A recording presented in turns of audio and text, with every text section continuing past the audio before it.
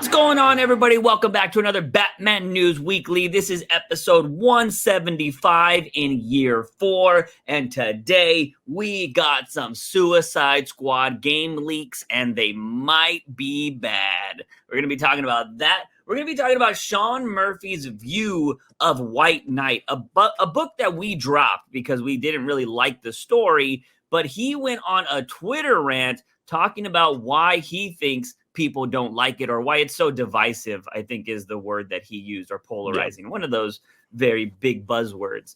And then, of course, we'll do viewer questions and some other things. Also, are the Guardians of the Galaxy joining the DCU, according to some James Gunn comments? And James Gunn was also reading a particular Superman story, which I haven't fucking read it, but I'm pretty sure Clay has. So we'll talk about that. But let's dive into, I think, probably the most interesting thing that people were talking about, and it is the Suicide Squad leaks. Now, I said in my prediction that before I think in the final episode of 2022, I said Suicide Squad versus the Justice League will actually be a good game. And leaks have come out showing that there's going to be a battle pass. And that hurts my prediction a lot. Yeah. So one thing to note, it looks like, because I just tried to pick up some of the tweets that had the leak, it looks like they are being taken down fast. Yeah. I saw this on a creator I follow named Moist Critical.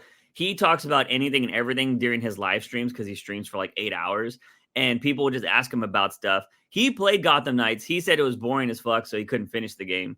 And so he was excited about Suicide Squad because it's Rocksteady, right? And he heard about these leaks, and he started talking about it. He talked about it for like 8 minutes yesterday. And he was like, this kind of sucks because it just gives me Marvel Avengers vibes. And I'm just like, I just thought Marvel's Avengers graphics were shitty. Like, they look like mobile graphics to me when that trailer came out. I don't get that vibe from Suicide Squad.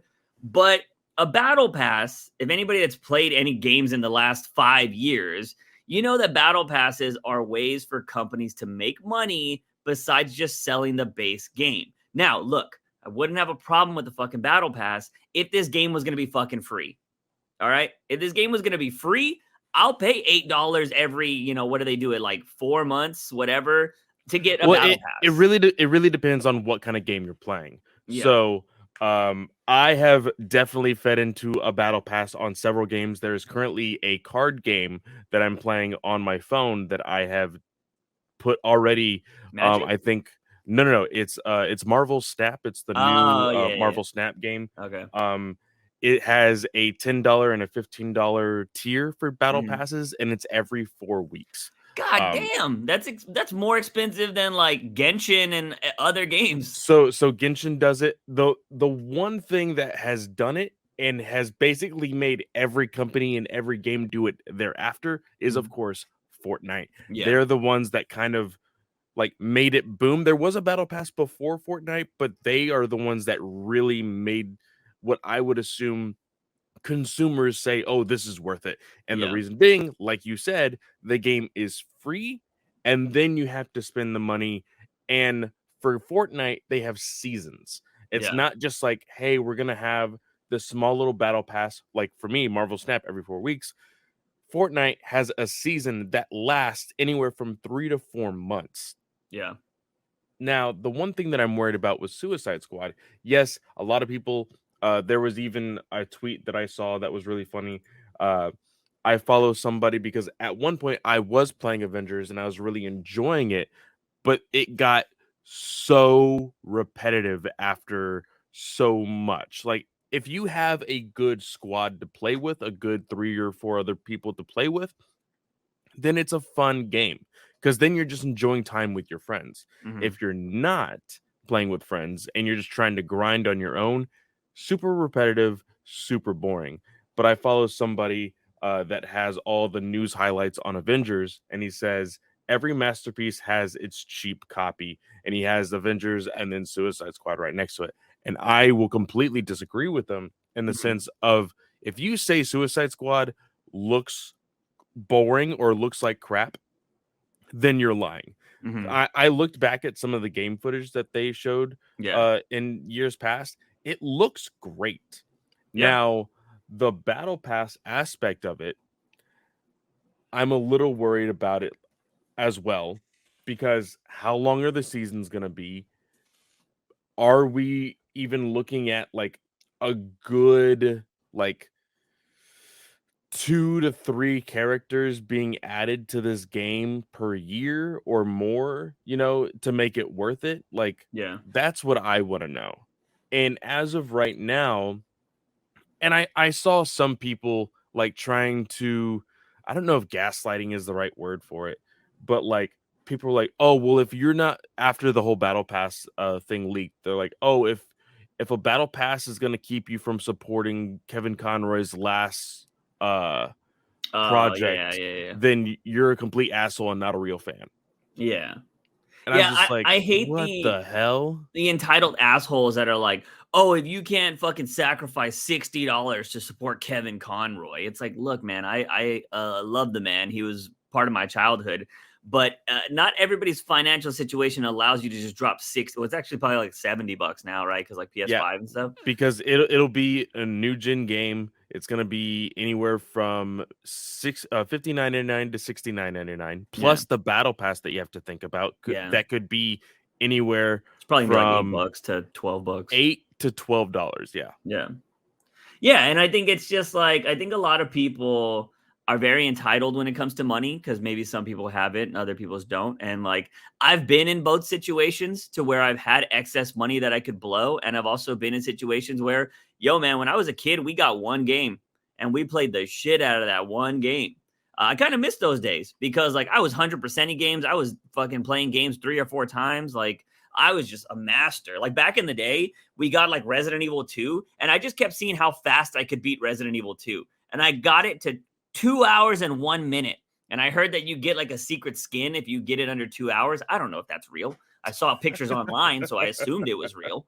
But I also thought when I saw, spicy photos of celebrities online, I thought those were real too. I didn't know Photoshop was a thing. So the internet lies, kids.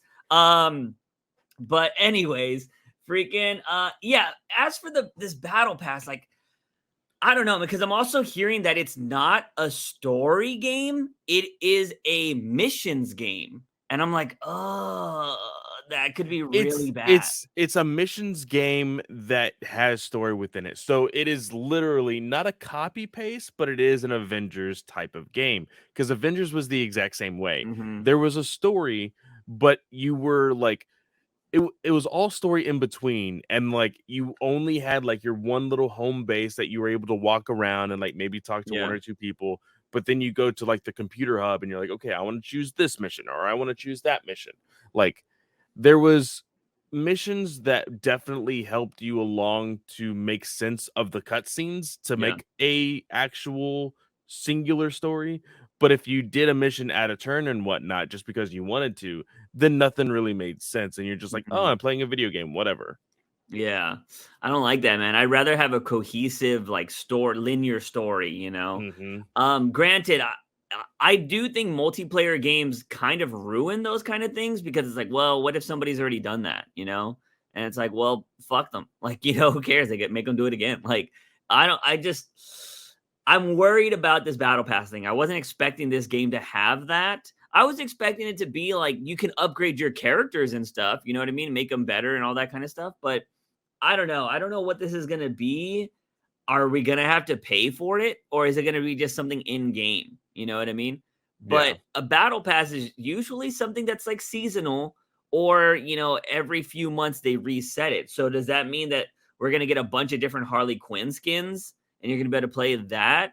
Like, I know that there's a way that they're trying to capitalize on more revenue, right? Because back when the Arkham games came out, there was DLCs that they did, right? They had the Batgirl DLC. They had the Red Hood DLC. There was a Nightwing DLC, I think. And then also you could buy the skins packs where you could get all the different Batman suits and stuff like Yeah. that. Same thing for the Batmobile when it came to Arkham Knight. And so that was the way they made money. But gaming companies don't do that anymore because it's more lucrative to do a battle pass because they're like, oh, dude, if we just drop a new skin every 4 months, they're gonna fucking buy it. And it's just like, it's unfortunate because it's such a pompous mindset to have to take advantage of people, but it works because, like, I'm telling you, the moment Fortnite gets a Batman, not Fortnite, fucking Fall Guys gets a Batman skin, I'm buying it. Like, Yeah. I've bought in Doctor Who skins on Fall Guys because I think they look really cool, and I'm like, okay, cool. And you can do the like free to play stuff for a long time, but over time, eventually, there's just comes that one thing that you're like, I really want that. Like, it's $8. Like, let me Well, just do it. and You I know? mean, it's sort of like how for me, whenever there is a comic book franchise going into gaming, Hmm. whether it be Suicide Squad Kills the Justice League or Spider-Man PS4 or anything, I immediately gravitate towards it. So that's Yeah. one thing that they know they have the hook for. They know they're Hmm. going to have the comic book fans, right? And then you have the standard, the gold, the digital deluxe. That's even more money on top of that. Yeah. And usually with the digital deluxe, the way they used to do it, just like how you said, the digital deluxe usually came with the season pass because they didn't Hmm. call it a battle pass beforehand. They called it a Yeah. season pass. And that would get you the probably first DLC along with 3 different costumes. You're like, Hmm. cool, this is worth the digital deluxe, or this is worth the what would they used to call it, like the first day purchase or whatever when it Yeah. came to video Day games, one. whatnot. Yeah, Yeah. the day one purchasing. um so with this battle pass with Suicide Squad Kills the Justice League, I'm worried on, is this going to be a, because it is clearly a co-op game. I don't think this is going to be a multiplayer, like, oh, one squad faces another squad type of game. Yeah. I'm really like hesitant of like, okay, like, is this going to be a, oh, I the battle pass gives you like an, like a boost of XP, and Hmm. so you'll get to unlock things quicker? Like, I'm still very hesitant on what will the battle pass be worth in the sense of completing the game and continuing the game. You Yeah. know what I mean? Because Avengers, when you play Avengers, your max level is like, I think 50, but your costume level, your armor level or whatever can boost up even more because of the levels of each piece of armor or whatever. Hmm. But again, until there's more content, you hit a ceiling. And Yeah. then you're like, okay, what do I do then? With games like this that aren't multiplayer, that you aren't fighting against people, like, is any of that really worth it? You know, Hmm. I found in Avengers it wasn't worth it because everything was so repetitive. In Suicide Squad, it comes out in May. It comes out spring of 2023. Yeah. The fan in me wants to buy it to at least try it out. But everything else is really screaming at me, no, don't buy this, Yeah. because of what it's turning into. I am gonna, man. So the reviews will more than likely come out a week before. So I'm not Mhm. gonna reserve. I'm not gonna pre-order, just like I did with Gotham Knights. I am now in the mindset of I'm waiting till PlayStation gives me Gotham Knights for free. That is my mindset to play the game. Suicide Squad. I have faith in Rocksteady. This will be their first blunder if Yeah. if it fails. I will wait for reviews. I am not holding my breath for this to be a great game. Mhm. And it'll be unfortunate that there's going to be, if this is bad, I don't know, I don't think it's going to be Gotham Knights bad, like when it comes to the reviews, but it would suck if there's two blunders in the DC universe, like video games right now. And this is supposed to be a continuation of Arkham Knight, apparently, which doesn't make sense because Batman's there. So, Yeah. you know, Considering in Arkham Knight, spoilers for a now like almost 10-year-old game. 10 Yeah. 10-year-old game, uh Batman dies at the end of that game. Yeah.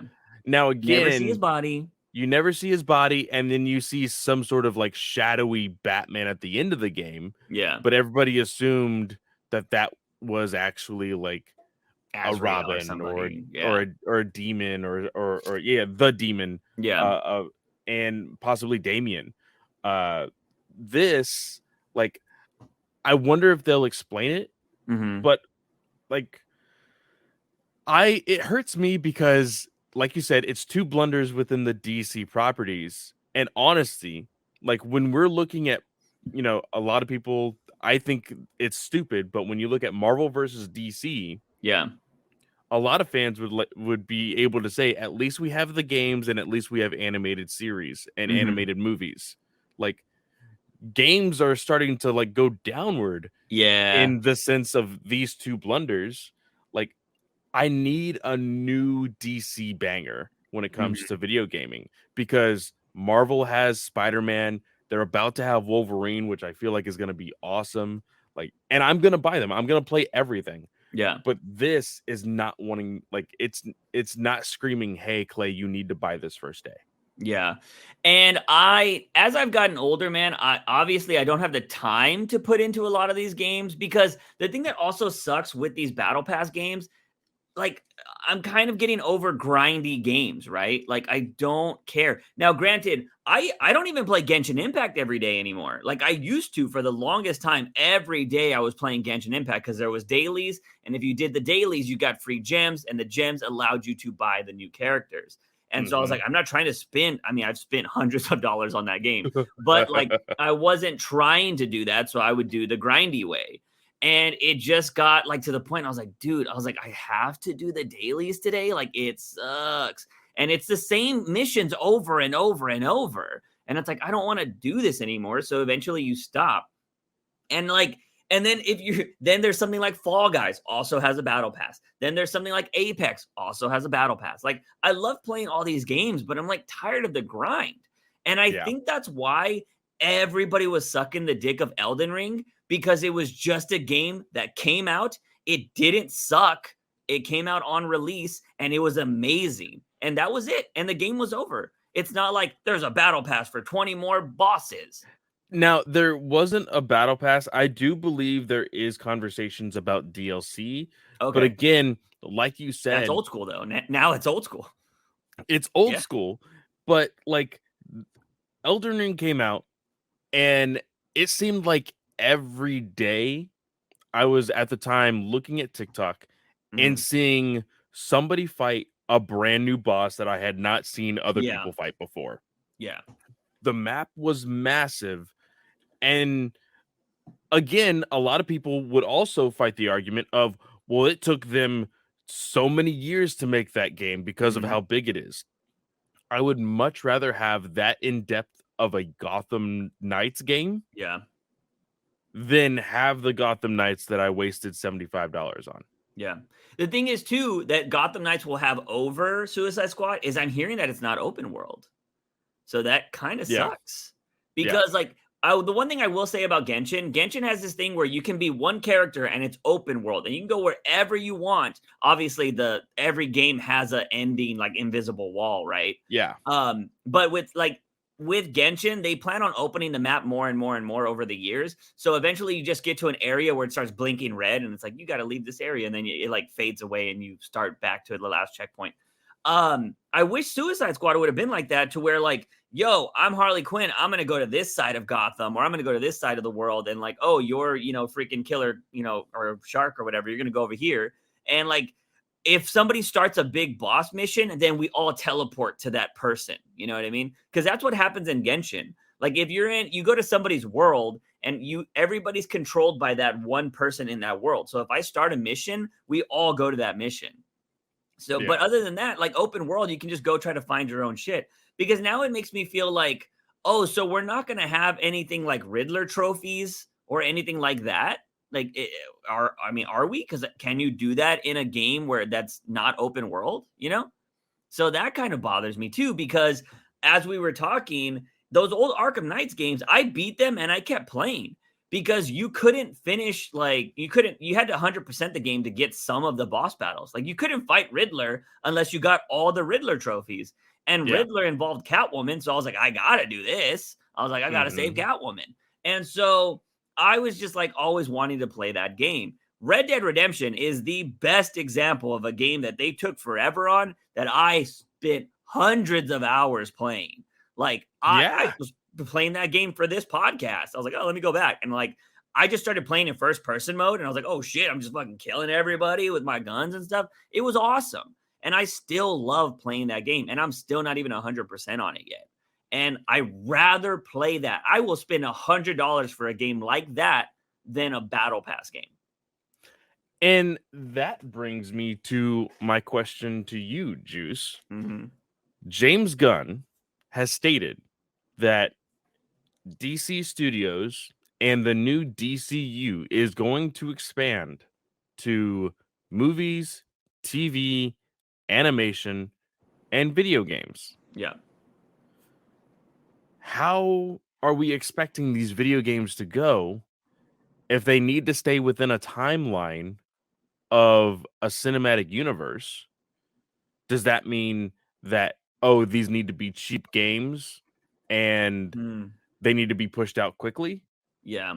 Or is he, when I say he, James Gunn, going to push the narrative towards these studios making the game of, hey, actually, these games are kind of set in like a specific time in the timeline, so Yeah. you can take as much time as you need to make said game. Yeah.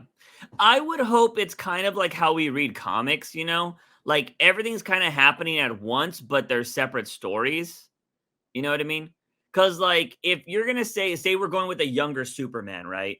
And apparently that's what we are doing. And then you make a Superman game, you can tell like a story of that Superman. Like, so I'm assuming a movie would come out before Superman, right?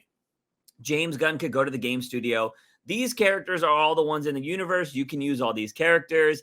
Write a story. I'll look over the script of the story. And then if I okay it, we're good to go. You know what I mean? I hope that's kind of the way it goes. And he's like, if you want to put any little like quirks or stuff in there, that's totally fine. Like little games, I don't care. But the main story is this. You know what I mean? And I think that's totally fine. I think that would be cool. But yeah, if we're going to start rushing out games just to fit into the universe, that's going to be a major fail. But Yeah. the only thing I can't say positively that James Gunn wouldn't do that. I don't know if James Gunn's a gamer. You know what I mean? That's the one thing I don't know. Because like he's obviously older than we are, so his generation could have been pre-games. Because like I feel like our generation was right when gaming was starting. Granted, Atari was a thing and stuff like that before us, but like Nintendo was huge, Yeah. And so I don't know if Gunn was a part of that. Maybe he was like a teenager at that time. Who knows? I don't know Well, his age I exactly. I can't necessarily agree with that kind of statement Mhm. because oh shit, what's his name? Made the greatest Joker story that we always quote all the time. Carpenter? Yeah. John He's Carpenter. a gamer. Oh, fair point. Fair point. He plays all the new games. He's really big in Horizon Zero Dawn. Like But he he's does promote that he plays them, though. I've never seen Gunn talk about gaming. I guess I'll shift my point to that. I've never seen him talk true. about gaming. True. Because, yeah, I I- don't want to say older people don't play because I've literally seen a grandma play games. But I'm just saying, I think it is different when you grow up with them, right? Like, True. because Okay. Yeah. Gunn could get into gaming now, but I feel like people that have played games their whole lives have a different perspective on them, I guess. You know what I mean? Like, you know what it takes to make a good game. Not saying that you can't do that right away, but I feel like there's just I don't know, like a new gamer versus a veteran gamer have different mindsets, I think. So Mm. that's what I would be concerned with Gunn. Because maybe he doesn't know how long it takes to make a video game, Like we've waited years. We've been waiting how long? How long has GTA been on every console?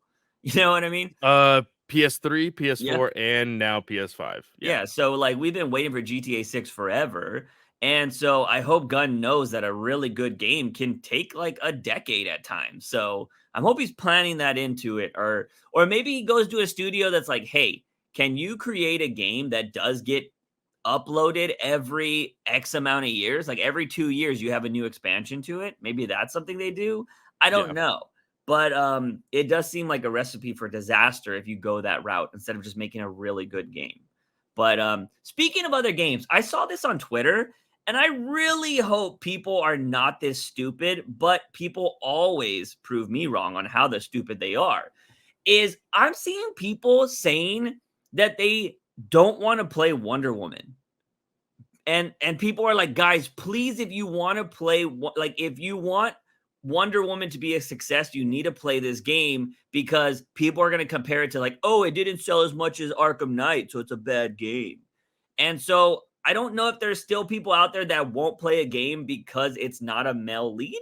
I don't understand where this narrative is coming from. I think that is stupid because Yeah, you have things like fucking Metroid. yeah. Metroid Tomb Prime, Raider. Tomb Raider is another big Yeah. female lead. Freaking I would even give it to also The Last of Bayonetta. Us. Granted, Bayonetta, as she fights, she gets naked, so I Kid, think that's why some people true. play it. But still, Last of Us has freaking Ellie as one of the main characters. Shit. What To other? be fair, though, people have bitched about that. That's So, stupid. it is what it is. But yeah, I don't know. If you are somebody that I don't know why you wouldn't play a one. She's the We only don't one that even can have. straight up kill people. Not only that, we don't even have enough information on the Wonder Woman game other than the teaser and the fact that it is using a special kind of gaming uh technique, which is like I think we talked about it when it was announced, the fact that when you walk around this game Mhm. and you bump into people, it has a mechanism within the game where those people will recognize you as an enemy and will Yeah. come at you like randomly, So the or people remember you from that that. are Yeah. creating the game are the ones that did Shadow of Mordor. And Shadow of Yes. Mordor won Game of the Year from certain companies or Yeah. certain things. So like they're not going to be fucking around, I don't think, especially with the Wonder Woman game. So I think it was weird. I don't know why I started seeing that on Twitter. Like people are like, "Oh my god, you guys got to play this game because like, oh my, if it doesn't sell enough or whatever." And I'm just like, are there literally people saying that they're not going to play this Wonder Woman game? Like I I don't know. That just seems dumb to me. Now, granted, I could see the game being delayed a little bit and possibly reworked Mhm. for Gun to make it a DCU game. Yeah, maybe. So, I don't know. I thought that was so weird to see. Like, I, I don't know. Maybe I'm just different, but I've never considered not playing a game because a female lead is the fucking main person. Like, I grew up on Tomb Raider. Like, she Yeah. was a badass. And like I was always locking the fucking butler in the freezer. Like I just loved doing that. Also, they had the explosion code. I was always just going around exploding myself. Like, I don't know, man. It was pretty crazy, but I hope that Justice League, Suicide Squad versus the Justice League or kills the Justice League is going to be a good game, and we're just kind of, I don't know, over exaggerating this photo leak here, but yeah, we'll find out in May unless it gets delayed. But I don't think it's going to get delayed this time. I think it's coming I out don't in think May. so. Yeah. So we'll see that. But moving on, Clay, I know you just watched this, but man, what did you think of that Gotham Knights trailer? Oh God. Okay. So it is not as bad, like you said on Twitter. It is Yeah. not as bad as the first trailer that we got. The oh, he used to call me his little Robin. Yeah. Oh, Um, so but creepy. even the line "I'm Robin" sounds cringe. Yeah. And guys, we just went through 10 and like we're going through 10 years of freaking Arrowverse CW and we still have no costumes. Yeah. Like th- these people dressed up in turtlenecks and looking like fancy rich boys and seeing a not very impressive quote unquote Joker's daughter, like this isn't interesting to me. Yeah. Like we have a Batman without a Two-Face. Like again, it could just mean that he's early in his career, but Yeah. early in his career and having like several children, that doesn't make any sense to me. Like again, this is just a series that has zero interest to me. Like it I have no want or desire in my body to want to watch this show. Yeah. It looks bad. I don't like. They're like, "Are you really the Joker's daughter?" And that girl's like, "Me," and does like a sly face. Like, I just, it's such a bad show, dude. Like, how did this get accepted? And how has James Gunn not killed this show? Like, I I don't know if it was necessarily up to him to be able to kill this show, especially with the CW being partially owned. Uh, Technically, not all of it is owned by that new entity. yeah, Only a it's still it's owned by 3 people now. CBS, freaking WB, and now the third entity that bought up to like 85% of it. Like, it's not up to them. They're yeah. basically the ones saying, "Hey, bring us more content so we can, put it on our websites."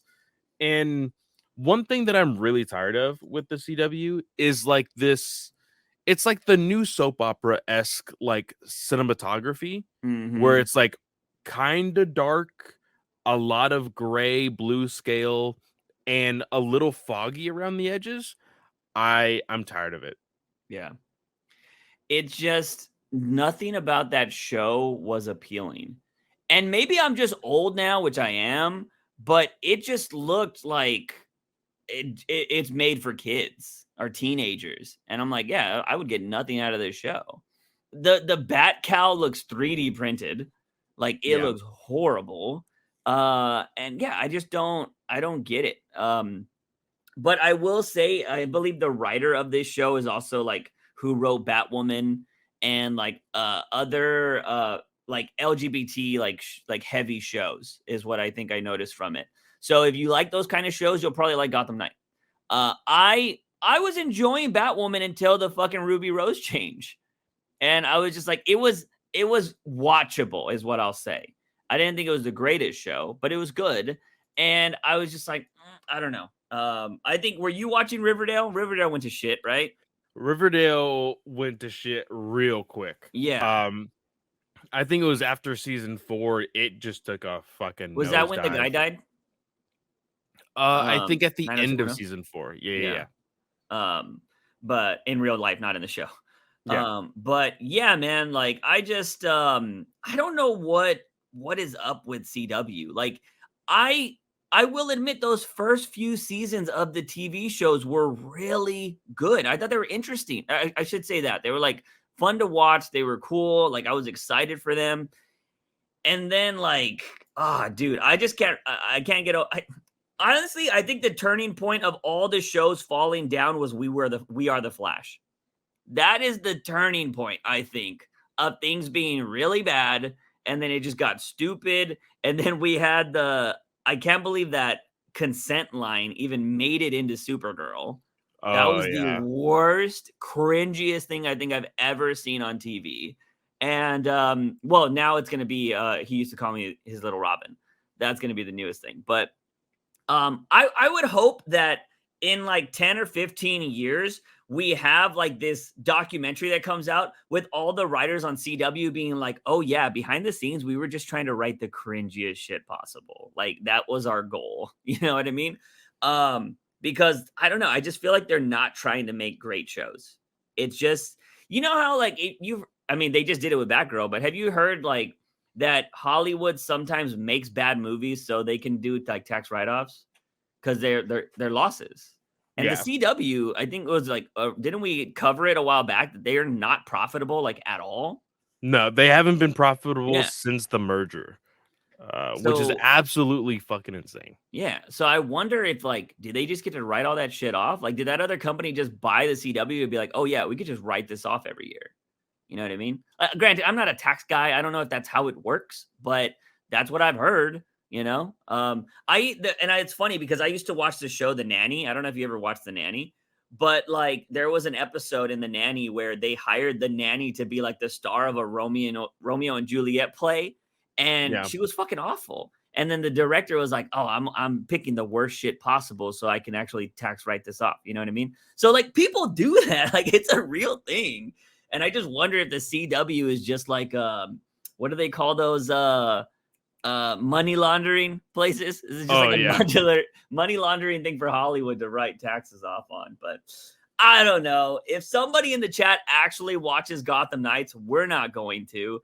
I don't know. I'm not. I don't want to speak for Clay, but let us know. How bad is it? Moving on from terrible stuff to maybe possible even more terrible stuff, depending on how you feel about this. Was this a tweet, or I think this was like an interview with James Gunn? He says that he says that everybody in the Guardians of the Galaxy movies are his family, like they're like extremely close, and they will be working together again, possibly at his new job, which is of course the DCU. So, what are your thoughts on the Guardians So of the Galaxy possibly showing up? everybody fucking freaked out about this, and I need to tell everybody to slow the fuck down, because everyone's like, oh well, what if Chris Pratt confirmed new Superman, ha Yeah, ha ha. Oh, Chris Pratt is Guy Gardner, ha ha ha. Oh, Chris yeah, Pratt is Booster Gold, ha ha ha. I'm like, guys, he said at his new job. His new job is DC Studios. DC Studios means animation, TV, video games, and movies. We've already seen that he wants a younger DCU. yeah. Pratt is not going to be a part of it unless Pratt is a voice of a CGI character. Well, I mean, let's be real. Not everybody in the DCU is young. True. Or I should say But in DC, not DCU, but yeah. but also, Pratt has not been doing a crap ton of live action stuff. Mm-hmm. Right now, his strong suit is his voice acting thing. And I say strong suit as in what he's being contracted as, what Yeah. he's being picked up for. He got picked up for Mario, he got picked up for Garfield. Like, I think he's gonna be terrible in all of those. His Mario voice is all it's just his voice. it's It's his not even regular Mario. voice, yes. I think that movie will make close to $1 billion though, because it's Mario. Like, We thought that about Detective Pikachu. And that didn't even come close to 500,000, if I'm not mistaken. Million. I think you're right. I don't know though. I think that this one will make close to $1 billion. We'll Like, see. I mean, I it'll truly be think so. Sonic is the first positive video game movie, right? Yes. I'm pretty sure, because that made like a good amount of money. But yeah, I just think I don't know. I could see Chris Pratt playing something. I don't think he's going to be like a Justice League member, but I could see him being something. Chris Pratt confirmed for Nord. Maybe. No, you just got to get Mitch Gerard's in there for that. Like straight up. Like I think that would be hilarious. But I don't know who he could play. When somebody showed Guy Gardner, I was like, well, Chris Pratt is not likable. I don't like him, so that He's works. not like so Guy Not Gardner, likable. he's not likable. He has a punchable face, Mm-hmm. It would be perfect. But again, I think from the most part, they're going to stick with people that are 30 and younger, and they're pushing it with 35. Yeah. We'll see. Well, I don't know. I'm still holding out hope for Gal Gadot. I think she stays because again, she's a deity. She doesn't need to be super young, and she looks great. She's fantastic. Margot Robbie's probably in her late 20s right now, right? Maybe 30 something. I don't know. I would say late 20s if I had to guess, because she was like pretty young when she was in Wolf of Wall Street, but that movie was years ago. She is currently 32 years old. Okay, so she doesn't look it, in my opinion. So I don't know, and I would be also. Isn't John Cena like 40 something though? Like that's the thing. Like I'm pretty sure that they're not. I think only for the main Justice League core they're trying to stay young. He You is know what I mean? 45. Yeah. They're gonna work on season 2. I'm pretty sure they've had like small talks about it already, right? Yeah. So somebody said, what if John Cena was the psycho pirate, like Peacemaker was the psycho pirate of the new DCU, where he's the only one that remembers everything? That would be interesting because he is like dumb enough, like the character is dumb enough to be able to say shit like that. But I don't know. I forgot about that I already forgot about that Psycho Pirate storyline that he knows all the universes or whatever. It's actually a really good thing that they did with him. Anyways, so yeah, but dude, I can see a lot of people from that cast being in the DCU though. I know apparently I forgot who it was. The dude that was supposed to that Cavill wanted to direct Superman, McQuarrie or Query. Yeah. He said that he really likes the actress that plays Manta. Is that her name? Mantis. Yeah, Mantis. He really likes her. He was like, if me and James Gunn are working together, it has to involve so and so. So like he really likes her too. So I think she makes it into the DCU. She could, which would kind of suck, replace Katana if they were trying to do that. Or I don't know who else she could be. I'm trying to think of somebody else right now. Lady Shiva, maybe. That might be kind of cool if they want to go down that route. But yeah, I don't know. It'd be kind of crazy. I feel like I don't know. I'm curious on who James Gunn's going to bring into. You know who I really want to see James Gunn bring into the universe? Midnighter.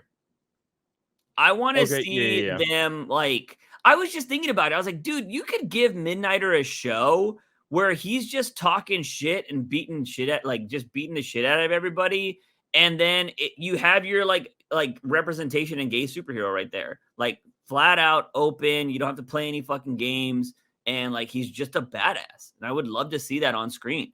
And like I can also just envision this thing where Apollo shows up and he's like, God damn, he's sexy. I don't know why. I just watched a Duke Nukem documentary lately, and I feel like that's how Midnighter would talk. Yeah. Like Duke Nukem. But yeah, I don't know. I would love to see something like that. But I don't know. I would bet money that people from the Guardians of the Galaxy are definitely going to be a part of the DCU. I would be shocked if they're not. So, who would you put if you were going to bring Bradley Cooper into the DCU? Who are you picking? Oh, I'm talking about actually Bradley Cooper, not his voice.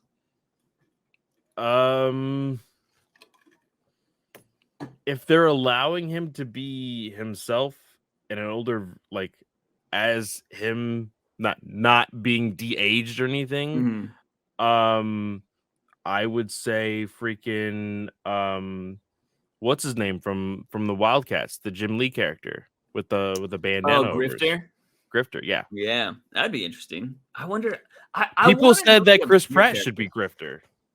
I mean, he's getting everything right now, so definitely. But anyways, yeah. So there's that. We'll see where that goes. I don't know. But dude, that's late. January's ending soon. We got what? 12 days left? 11 days, something like that. Yeah. Yeah. I saw a stupid random. I think it's so dumb when some of these Twitter accounts that are trying to be like big, they're like, source tells me that James Gunn is releasing the slate this week. You know how many times people are going to say that in the final week of January when it still hasn't been released? And then they're going to be like, boom, I told you. Yeah, I told you. Sources are real. Yeah, I don't know, man. I've just been, like I said, I wish somebody would create a site that showcased like every particular person that lies about a scoop. That way we know not to trust them, you know? Like they should have a rating like, oh, this person gets 9 out of 10 scoops wrong, you know?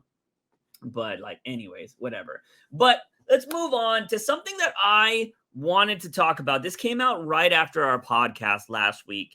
And I had, reading this, I had a lot of thoughts and emotions about it. Well, not really emotions, but like I was just contemplating where this writer was coming from. So Sean Murphy, who is the writer of the White Knight series, which we did cover the first one on this series, on this show, and we didn't really like the second one because it just became a kill everybody fest. And then we didn't even give a shot to the third one. We read Harley Quinn, I think, for a little bit, if I'm not mistaken, and we were just like, this sucks, so we dropped it. And we didn't even bother to continue the series. And we just haven't really cared about Sean Murphy. Well, recently, he did an interview, or he went off on Instagram talking about his thoughts on his book and how he views it and his views on the haters. And I just wanted to get your perspective on this, Clay, because when I read this, I thought it was a bad mindset to have for a writer because it seems like Sean Murphy is only picking the good reviews to base everything off of. And he's only like, the one thing he kept saying was, all I have to do to know that this book is a success is to look at Amazon and to look at Goodreads, because those reviews say that my book is good. Do you know who does that also? Who? Tom Taylor. Oh, does he? I don't pay attention to Tom Taylor. So Tom Taylor on Twitter all the time, when people complain about his book being too woke or being about a bisexual character and everything else, he's like, oh, well, who is the #1 bestseller in comics right now via Amazon? Oh, me. Yeah, I guess you're right. I hate that mindset. And again, is it a bad thing? It can be. But again, when these people are going to have people that are blatantly trying to, hey, like, I want to shit all over your book. I'm going to say kill yourself. I'm going to do all these other things. Like, these writers have to look at the positive sometimes. Yeah, again, I get that.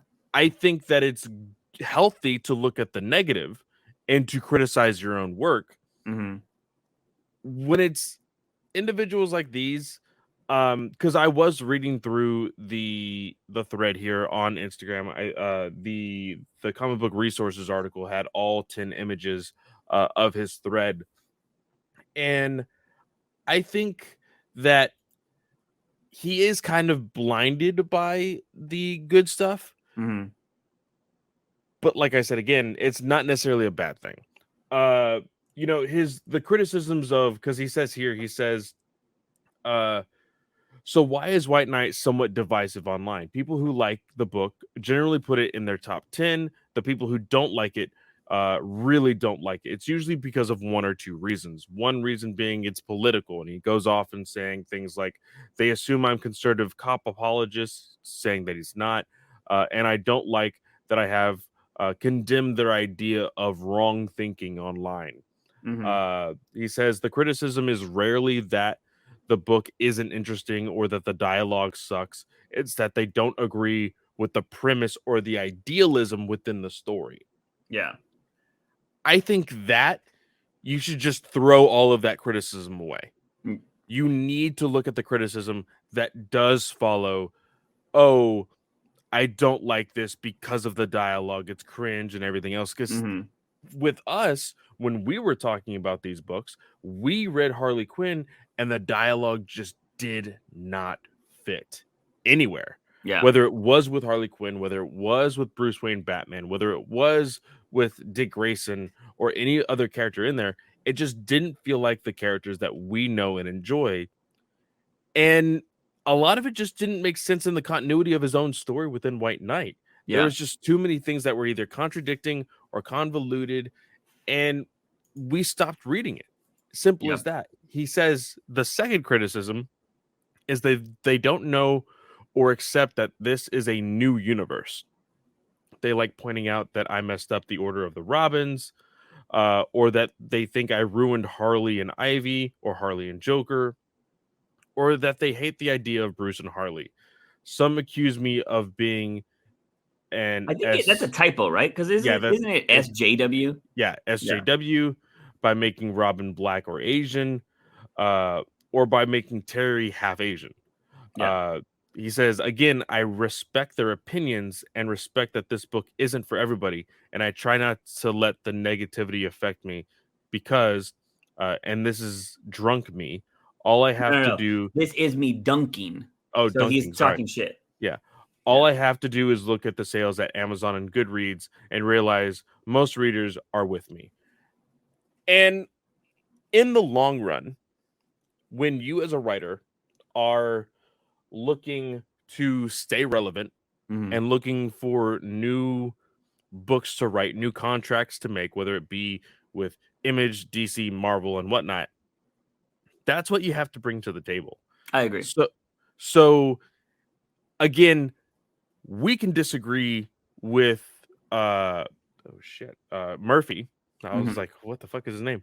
We could disagree with Murphy, and I do think that he needs to slow his roll down a little bit. Yeah. And I do think that I think anybody would, but I think more writers need to be a little bit more transparent about these things. Because Yeah. again, to you, this may seem a little arrogant and be Oh, like, well, fuck huge. everybody else, right? Yeah. I do think that more writers and artists need to be a little bit more, is it humbling, in the sense of being like, hey, I get the criticism for this. Yeah. And, Murphy is saying he's dunking on us. Dunk on yourself every once in a while. Realize when you are wrong. Yeah. Realize when you fuck up sometimes. And be like, let's all have a laugh about it. Let's move on and make better books. You Yeah. know? Yeah. So a big pet peeve of mine is people that just can't admit that they're wrong. And it's funny because oftentimes those people will throw it back on you. Like if you call them out on it, they're just like, "Oh, you're this, you're that," and I'm just like, "Okay, you're just." I literally had this happen to me yesterday with somebody in my life, and I was just like, "I'm fucking done with you. I'm out."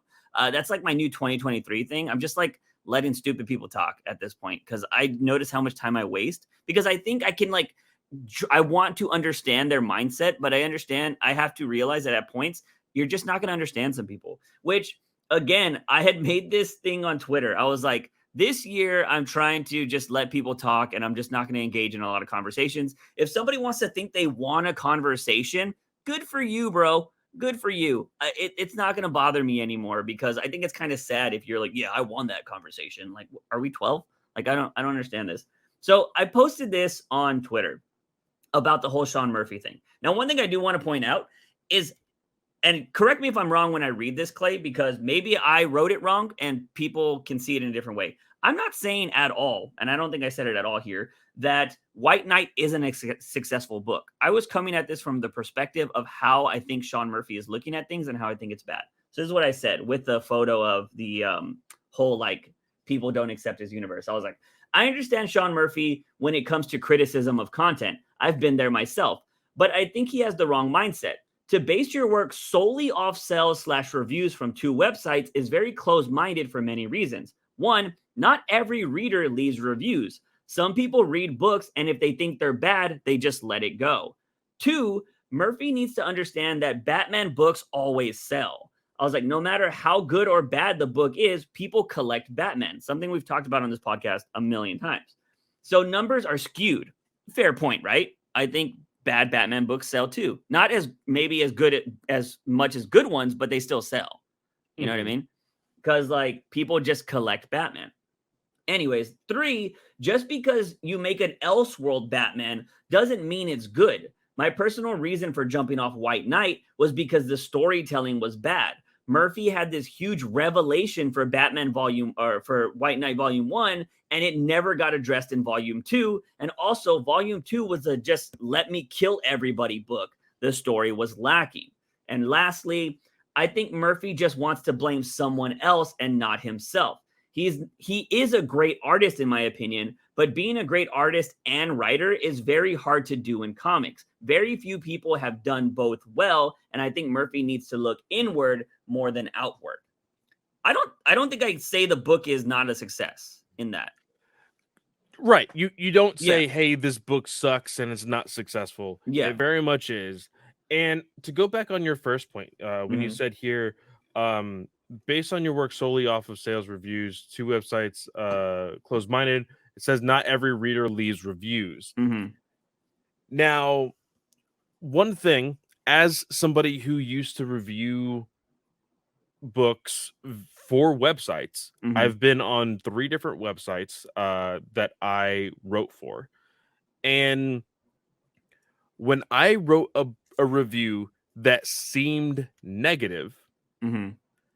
my editor would I would need to. So we now, Yeah. today, we get the books way more in advance than what we used to. Mhm. We used to get the books on the Friday before the release date. Yeah. So we would have a good 3 or 4 days to write a review. Yeah. And they expected us to have read the issue and have a draft by the end of Friday. Mhm. And so I would write it. And if I had something that was a little too negative in my editor's eyes, I would be set aside and say, hey, this may not look great for our website. Are you Mhm. positive that this book is worth the grade that you gave it? Like, Lame. is it worth, like, out of 5, is it really worth the 2? Is Mhm. it really worth the 1? Tell me why. I'm like, the review is right there. I'm telling you why it's worth this. Yeah. And this is my opinion, not anybody else's. That's the same for all of us. And I say that because of your statement here. Mhm. Some people don't leave a review. Some websites won't let you write a bad review. Yeah. They'll push it to where, hey, we need to have 7s or above, so that way more people will click on our reviews, so that way we can actually tag the creators for our review on social media, and that way they can retweet it to get more clicks on our reviews. Yeah. That's how these websites work. So in that sense also, you have to be careful on what you're really reading. Like, Yeah. you can't just look at a you know, they implemented on Twitter a long time ago, the "Have you read this article? Are you Yeah. sure you want to retweet it?" Read the reviews, Yeah. because I think that it you could tell definitely the way some things are structured and written. If they're like half-assed, then like, is this really a genuine review, or was it pushed to be a 7 after 1 or 2 edits of this review? You Yeah. know, Yeah. so So yeah, I just think it's stupid, and it's one of the reasons why Batman News Weekly will always tell our exact opinions. I don't ever tell Clay like, "Hey, bro, you kind of went a little hard there." Like, you know what I mean? Like, I don't do that. Like, and granted, there are also people that probably think that I don't look at my own work or I ask for criticism off of this podcast. I have told Clay many a times, like, I'm like, "Hey, did I go a little too crazy there? Have I like what like you can attest for that, right?" we have done that to each other, and Yes. even in the podcast, you have said it yourself. When you go a little bit harder on some things, you acknowledge it. Hey, I might be pissed off about this, Yeah. but this is how I'm feeling in the moment. Yeah. And that is okay, because a week from now or a week from then, we can always come back to it and be like, Yeah. hey, because one thing for us was the Harley Quinn Birds of Prey movie. Yeah. We did not think it was amazing when Yeah. we talked about it the first time. We still don't think it's amazing, but No. it wasn't as harshly reviewed after the fact that it was initially. Yeah. So that's something to consider also. Yeah. When I reviewed Batman v Superman, gave it 11 out of 10. When I look back on it, I'm like, 8 out of 10 now, maybe. I still really enjoy it, but Yeah. I don't think it's as good as I thought it was. But my thing is, like, I don't know, man. I think it's a very bad mindset, especially when you are, because Murphy, I like the designs of the characters. I just think the way he approached it is bad. And I feel like I could sit down with Murphy and tell him everything I thought was wrong with the book, and he probably would think I'm just a hater. That's the vibe I get from him. Because the one big thing that Murphy did in White Knight that I think was a terrible, terrible option to do was he said he hates captions. So he doesn't do the inner monologues, which that is the most like Batman thing you can do. And he went against that. And granted, I understand trying new things, but you can't just go out and say like, oh, people don't like my book because it's political. How many times have we read political Batman books that are good? You know what I mean? Like, there are Yeah. plenty. And like, I think that's kind of dumb. Secondly, I think, again, like you said, basing your stuff off of just the good shit, I think is bad. I have many a times in my live streams told my audience, I need you to tell me what sucks, because I'm always trying to find out why videos aren't doing well, why aren't doing that. Sometimes it's the algorithm, sometimes the video just isn't good. I don't mind people telling me that. Some people try to make it into something else and it just turns into talking shit. But I'm like, give me genuine criticism. What did you like about the video? What you didn't like about it? Whatever. But like, I don't know. I just think it's weird to base everything off of just the good shit, because I don't think you improve as a writer in that. You know what I mean? Our Yeah. criticism from White Knight was that he never talked about why Batman loves beating people up. That never happened in volume 2. That was our biggest criticism. And then he's saying that people aren't saying that the story wasn't good. I also think it's kind of weird that he says that like most people put it in their top 10. I'm like, do you have a source for that? Like, can I see where people are putting this in their top 10? You know, is it new readers? Is it people that have been reading for a long time? Like, I'm curious. I was weary of those kind of statements from writers. But I don't know, man. I just saw this and I just thought it was a bad look. But I think Murphy is probably going through he's going through some emotions. He's going through some shit, right? Didn't he leave Twitter at one point because he thought it was so toxic? Like he just disappeared. And I think maybe he is in the Tom Taylor boat. And Tom Taylor is also somebody we criticize a lot on this podcast. We don't think he knows how to finish a book. I hated the last version or the llast issue of White Knight, not White Knight, Dark Knights of Steel. And I've been loving that book, you know, from 2 to, what was the last issue? 10, 8, 9, whatever. I was loving everything in between issue 1 and the last issue. But I don't know, man. I think it's a really bad mindset. Now, granted, I don't think you should live in the negative because there are a lot of assholes that just talk shit to talk shit, or they want to make little snide comments to make themselves feel better. Again, those people will never acknowledge that.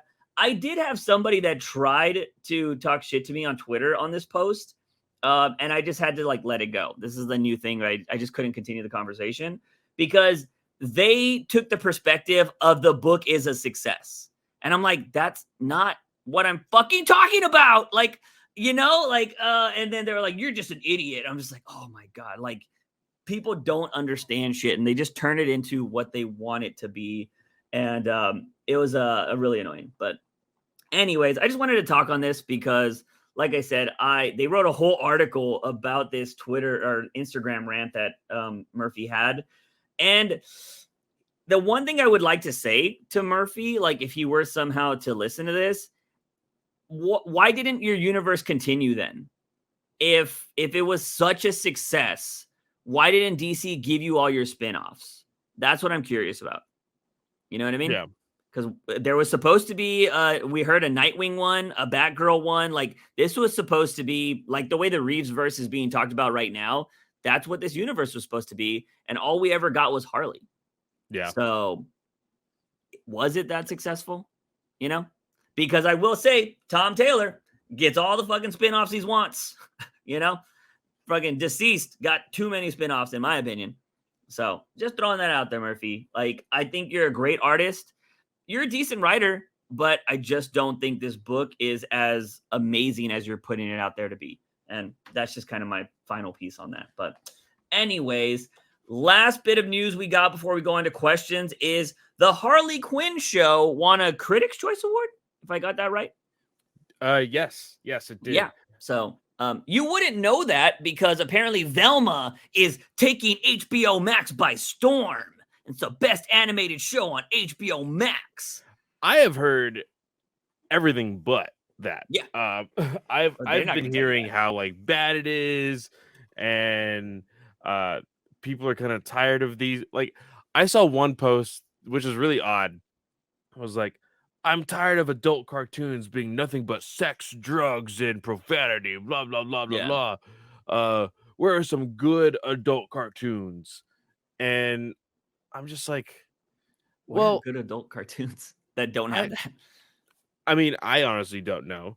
Yeah. But at the same time, like, you evolve your mindset. You're mature. Yeah. And like, again, you could decide, hey, I'm not big into like the bathroom joke humor and like sex humor and everything else. You know, there's other, you go slice of life, you go anime at that point. Mm-hmm. You know, look for some really dramatic anime. And I think that would fit your fancy. Yeah. But I haven't really heard a lot of great things about what is it called? Velma? Yeah. I'm not even gonna try it. Yeah, I'm not either. But I heard that they essentially like it gives off the vibe that the writers of the show hate Scooby-Doo. So like, why even take the character of Velma and put her in there? Like, Velma just like straight up like castrates fucking Freddy in the show, not like literally, but like they're like in a court setting, and she basically says he's an entitled white boy who has a small penis, is essentially, and he's rich or whatever. I saw somebody on Twitter be like, hold up, we are not going to slander Fred. Fred has been a character throughout history who has worked with a person that would be viewed as a druggie. He's worked with a dog and 2 females, and he's shown all of them respect. He's actually a model fucking male role model. Like, you shouldn't be fucking shitting on Fred. Like, so, and I was like, that's true. I've never seen Fred be a douche in the cartoons. He's always been like a good guy. He's been there for his friends and everything. So Velma just looks like I don't know. It's like the writer probably grew up hating Scooby-Doo and was like, I just want to shit on Scooby-Doo. And I'm going to do one of those satire shows about Scooby-Doo. And it just sucks. But HBO Max has canceled everything that they have. So of course Velma's going to be the number one thing on their show or on their app. Like there's nothing else. So I don't know. Except for Last of Us. Yeah, I haven't seen it yet. Oh, dude, it was on your birthday. I know. I mean, it was his birthday week. Yeah. It was literally on my birthday. The thing is I don't know if I mentioned this. I didn't mention it at the start of the podcast. I have scheduled out my life this week. Like every hour of this week is scheduled. So like this podcast has a 4-hour block. So after this, like once Clay sends me the audio, I'm gonna be editing and everything. Like I have free blocks, but I've been doing other things and I haven't watched The Last of Us yet. Will say if scheduling out your life makes shit way more productive. I will say that for sure. Wild. Yeah, so that'll be a video on the new channel that I'm currently testing out. So pretty crazy shit. But let's move on to viewer questions. Let's knock out the ones in Discord first. We will be covering this later today, but King says, wait, I hope I'm not too late to give a question. If not, here. Did you read Nightwing issue 100? What's your opinion? We'll be covering that later today. Yes, we will. So that'll be that. Then we got Arwitz. How do you think Gunn and whoever else is going to be working on the new Batman will be dealing with the comedic tone in the films for both solo and team-up films? So we have talked about this in length, but I think just for the new listeners as well, if we have any, welcome. I think that you should treat Batman's humor the same way that people do in comics. Yeah. And that is that in solo or in team up things, he does change a bit, but not dramatically. Yeah. He still has a sense of dry humor. And in the Justice League, especially like if you were to watch Justice League Unlimited, Justice League, the animated shows, you see Batman will like crack a joke and smile a bit. Even in his own Batman the Animated Series, there was plenty of times where he would say something and he would have one of those like menacing grins or a genuine like, huh, I thought that was funny. Yeah. And it's not bad. I think it could work very well in live action. It just really depends on the dry humor part. And that's what I think me and Juice worry about the most. Yeah. Is are they going to try the dry humor or are they going to try with typical humor? And I personally think that with James Gunn being a comic book guy, he knows this. Yeah. And that's why I also think James Gunn shouldn't write every single thing having to do with the DCU. And it's not realistic to think that. Yeah. So he's going to give notes. He's going to be like looking over things, but he's not going to be writing every piece of dialogue for Batman. So I think we should be okay. Yeah. Yeah. I'd have to go back and watch Peacemaker, but I don't remember. I think his name was, I have it pulled it, Clemson in the show, which was played by, I think his name's pronounced Chuck Woody, who's going to be in the Guardians, I think. Mm-hmm. He wasn't ever funny in the show, right? Like he was just always serious, and the people around him were funny. I think that's how Gunn would write a Batman if he were writing Batman. You know, and I think his wife wasn't really funny in the show either, right? Like she's always kind of a hard ass, maybe until the last like episode or two. But for the most part, Gunn knows how to write funny around a serious character. he's worked with Amanda Waller twice, or I should say, I'm forgetting her name right now. Oh my god, Viola Davis. there you go, Viola Davis twice. You don't see Amanda Waller cracking jokes. She's serious as fuck. So like, I think Gunn knows enough that Batman shouldn't be saying like, "Oh, something's definitely bleeding," from like the Whedon cut. So I think we're in safe hands, but I would be lying if I said I wasn't worried about that, because I still think if there's a multiverse film, they'll go for the "I'm Batman, no, I'm Batman, I'm Batman." I feel like that'll still happen, and I don't want that to happen. So so that's how I would think it. But I mean, if you have a Nightwing can pop jokes. Tim Drake, I've never really seen him as the funny guy, but like you could say something. I think Jason Todd has a personality that can also pop a joke here and there. But I think you would see the family do it. I'm assuming there's going to be an Alfred, since this is probably going to be a younger Batman as well. So Alfred will probably have the dry humor jokes as well. And you just don't have Batman do anything. So we'll see how that goes. But I think we're in good hands there. Yeah. Moving over to YouTube, we got Vasan. Lazarus Batman is badass. That's it. Cool. Somebody likes him. So, that's enjoyable for him. Eduardo de la Cruz. Like Kite Man said, hell yeah. I'm going to do a versus this week. Hush versus Bane. Scarecrow versus Mad Hatter. Condiment King versus the Ventriloquist. The first matchup's kind of tough. But let's see. Yeah, because they're both have been written in ways that they're masterminds. Yeah. But you would have to think about like, how are they going to plan something? But if it's a straight up fight, I pick Bane. Yeah. Bane definitely for that first one. Yeah. Scarecrow versus the Mad Hatter. You have Toxic versus Technology. Yeah. One that can make very fearful, while the other one can literally like take over people's minds with technology. I think technology can go awry sometimes. I think Scarecrow takes the win on this one. Yeah, my question would be, if Mad Hatter was, let's say, using Batman and he was controlling Batman. Maybe Batman's too OP to do this, but let's just say he's controlling somebody that knows how to fight, right? If he's controlling them and Scarecrow uses his fear gas, would the fear override the technology? Because they're already being controlled, but now they're going to be getting their worst fear ever. Yeah. So you'd have to pick which one you think is stronger. Yeah. But we have seen Mad Hatter's technology get destroyed a lot. So I would probably pick Scarecrow here too. But if there was ever going to be a draw, I think it would be versus these two, because I think they both know how to control people. Granted, Scarecrow doesn't control people, though. He kind of just lets the fear do what he does. And Mad Hatter would technically have more control. So if he had like an army of people, then maybe he wins.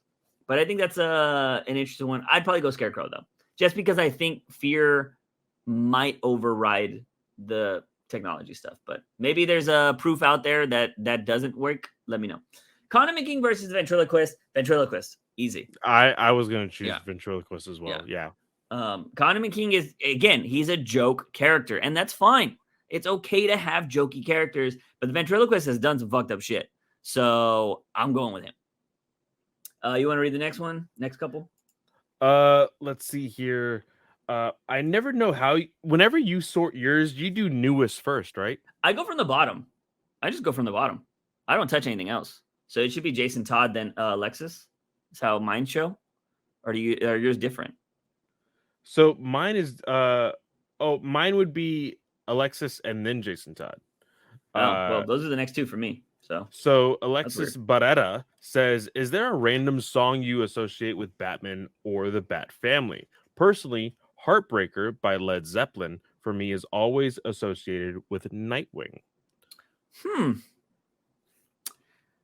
I don't know. I will say I have associated like albums with games that I've played before. Yeah. I don't know if I have anything for Batman though. Besides, no, you know? Yeah, other than the typical like themes of Yeah. Batman, I don't necessarily know if I can just pick a random song that I know and love and be like, "Oh, I would associate this with Jason or with Nirvana Barbara." now. I think a lot of people Yeah. would choose Nirvana now, do with the Yeah. Batman for the trailer, and honestly, it was a perfect fit for that trailer. Yeah. Um, That was the best song in the thing, to be honest. I Alexis, let me think about it. Yeah. Let me honestly, because I've done this with one of my other favorite franchises, uh, Power Rangers. I made a like, what if one person from like from the Power Rangers team were to Mhm. make like a workout playlist? Like, what would they choose? Yeah. I would be okay with making the mindset of a Spotify playlist of like, hey, if each character of the Bat family had to choose 2 songs to put on a workout playlist, what would they Yeah. be? Hmm. And let me think about it.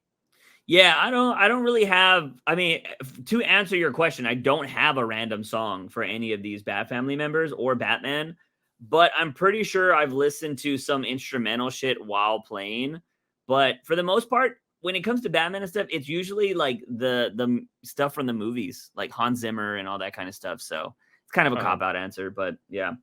So yeah, Jason Todd's up next. Jason Todd says, "Who would you rather have causing trouble in your guys' neighborhood? Professor Pig, Mad Hatter, or Man Bat?" You chose all of the worst choices that Yeah. like in the sense of, okay, would I rather have a psycho killer, a psycho kidnapper, or a giant 6-foot fucking bat terrorizing my neighborhood? Like, that's all terrifying. Yeah. Um, uh, I I would be, mean, Man Bat's the worst pick because he I flies. yeah. Um, as for me, Juice, I'm sure you know, like somewhat around the area that I live in, Yeah. it's all farmland. If Man Bat was over here, it would literally be like Jeepers Creepers, Yeah. which is absolutely terrifying. But Um, Professor Pig could just hide in fields too, though, and just come out with a knife. but that's what I mean. I feel like Mad Hatter would probably be the best choice because No, not for me. He's a pedo. He likes kids. yes, I understand that, but in the sense of like him being able to do that much harm, Hmm. I live in a city that is, or not even a city. I live in a town, dude. It is so small. I can literally walk from one edge to town to Yeah. another edge of town and back in less than 10 minutes. But that does mean Mad Hatter can control the people in your town, though. Fuck. Here's the thing, though. We live in a state that is very gun happy. So I feel Exactly. like two of these guys can get taken out pretty quickly. You know, it's not Batman here, all right? People fucking use their rights to bear arms here.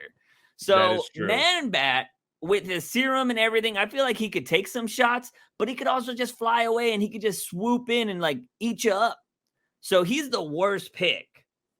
Professor Pig is just a guy in a pig suit that is going to be coming out with you with meat cleavers and stuff and hoping to make you part of his art project. But we've seen what happens when they had that clown thing that people were doing for the longest time, where they were dressing up like Oh clowns and then they started shit. getting their Yeah. asses beat after a while. Yeah. So I think I'd probably go Professor Pig just because I have a niece. I wouldn't want Mad Hatter around me. You know what I mean? True. Because, like, what True. if he controls one of my family members to get near, like, children in my family? I don't want that. So that's just Yeah. fuck him. I'll take my chances with Professor Pig and his meat cleaver. So I'll go with that. Next up, we got Nathan. Would you rather see a Batman trilogy based on Scott Snyder's run or Tom King's run, and why? Okay, let me answer this first. But as much as I love Tom King, a trilogy of Snyder's run would be way more entertaining. And the reason why is because of all the shit that happens in it. First movie, Court of Owls, instantly. Or if you want to reverse it, year one. You know, Yeah. you do the year one storyline, then you do Court of Owls, and then you end it with I'm not even including Joker here. Well, I guess you could kind of crunch this all up together, but Endgame, where you have him fight all of the Justice League and then end with fighting Joker, that's such a good trilogy. I think that see, I would go in the I would skip the because it's not year one, it's year zero. Oh, I yeah, would Zero. I would skip year zero. Mm-hmm. I would go Court of Owls, the uh death of the family, Okay. and then Endgame, which Mm. is the fighting of the Justice League, and like to know that at the That's end 2 Joker stories, though. it is 2 Joker stories, Yeah. but you leave it with the possibility of Batman dying. You Okay. like you Yeah. you don't even bring up the uh the or wait, I'm trying to Because remember because it's death of the family, mm-hmm. then you Followed by go Endgame. followed by Endgame, but Yeah. where is it that like Who are you looking because for? oh that's right because Endgame goes into Mr. the Blue. Jim Gordon. Yeah. Yeah. Mm-hmm. Okay. So yeah, just ended at Endgame with the Yeah. possibility of Batman dying, and then that within itself could be a trilogy on its own, Mm-hmm. or it could be connected to a grander universe and you just not know where Bruce is for a while and then he just pops up. I Yeah. think that would be like a better storytelling than, let's be completely honest, King's Run is One long another story. almost 30 more issues, like almost more than Because he half. had 52, right? He had 50 Snyder Yeah, had and 52. King's. Are we including Batcat or not? Because if you include Batcat, then it's 97 issues. Exactly. You're almost doubling the Yeah, amount of story, yeah. and there's Oh, and just then the not enough. annuals. Oh, he actually did 100 because he did the annuals. Yeah. So Yeah, you there's just too much. yeah. There's too much. So I think if you were to do King, obviously Bane would have to be like the third movie, right? And he would have to be in the behind the scenes of everything else. Um, I think you could probably do. Yeah, it would be really hard to turn Kings into a trilogy because, like, you would have to pick one of the arcs, right? Like, the arcs would have to be the movie. Like, maybe the Ivy arc where she takes over the whole world would be a movie. You could do. I think the Freeze would be interesting, but I don't think it's long enough for a movie. Like, that would be a fantastic like short film. I think. yeah. Yeah, I don't know. Like, I feel like you'd have to pick and choose like small arcs from King's Run and mush them into a movie with Bane underlining all of it over the course of 3 movies, right? I think that would be very different and kind of difficult to do. But where like Snyder's, you could take arcs, like I think to appreciate King's Run, like any of King's writing, you need to read the whole thing, right? From beginning to end. Whereas Snyder, I feel like you could just like pick arcs and be like, oh, this was cool, this was cool, this was cool. You know what I mean? And those work better for a film.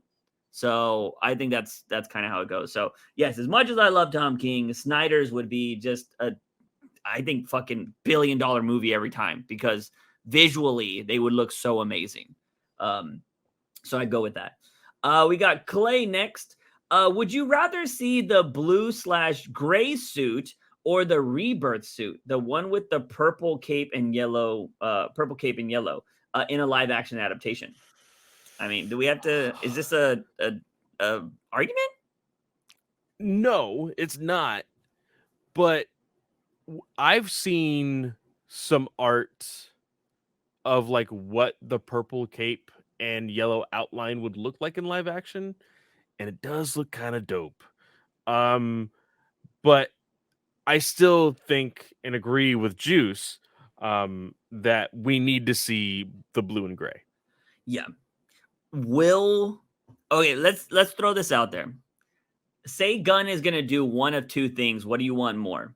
Blue and gray suit or wide eyes? Oh fuck! I would have to go white eyes. Yeah, Like I if think. if Yeah, if it if white if out of the 2 choices, means that there's white eyes in the entirety of the DCU, Mm-hmm. then there's a possibility that I'm gonna get the blue and gray suit anyway. Yeah. You know? Yeah. I want to know how he's going to approach Batman. Obviously, Batman's going to have been Batman already, right? Yeah. So, are we going to have?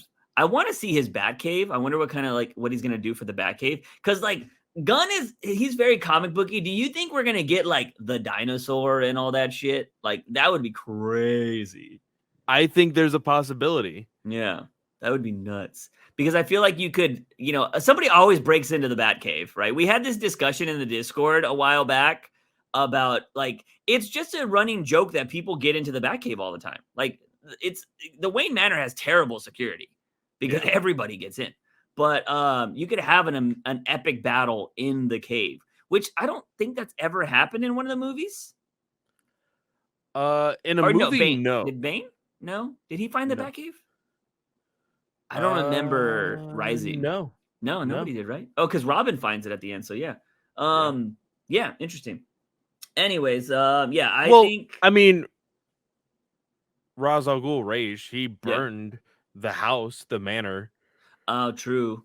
But he didn't know about the Batcave. Yeah. He just knew about Bruce Wayne. Which is weird. I guess not. I guess you could know that he just lives in the manor. But anyways, I'd go blue gray suit. I've wanted that forever, so I'd go with that. Lastly, we got Moncray. Which of these characters would you keep in the Reeves verse, and which for the DCU? Mad Hatter, Poison Ivy, Court of Owls, Scarecrow, Firefly. So who goes where out of these? I think, and they won't be in the other universe.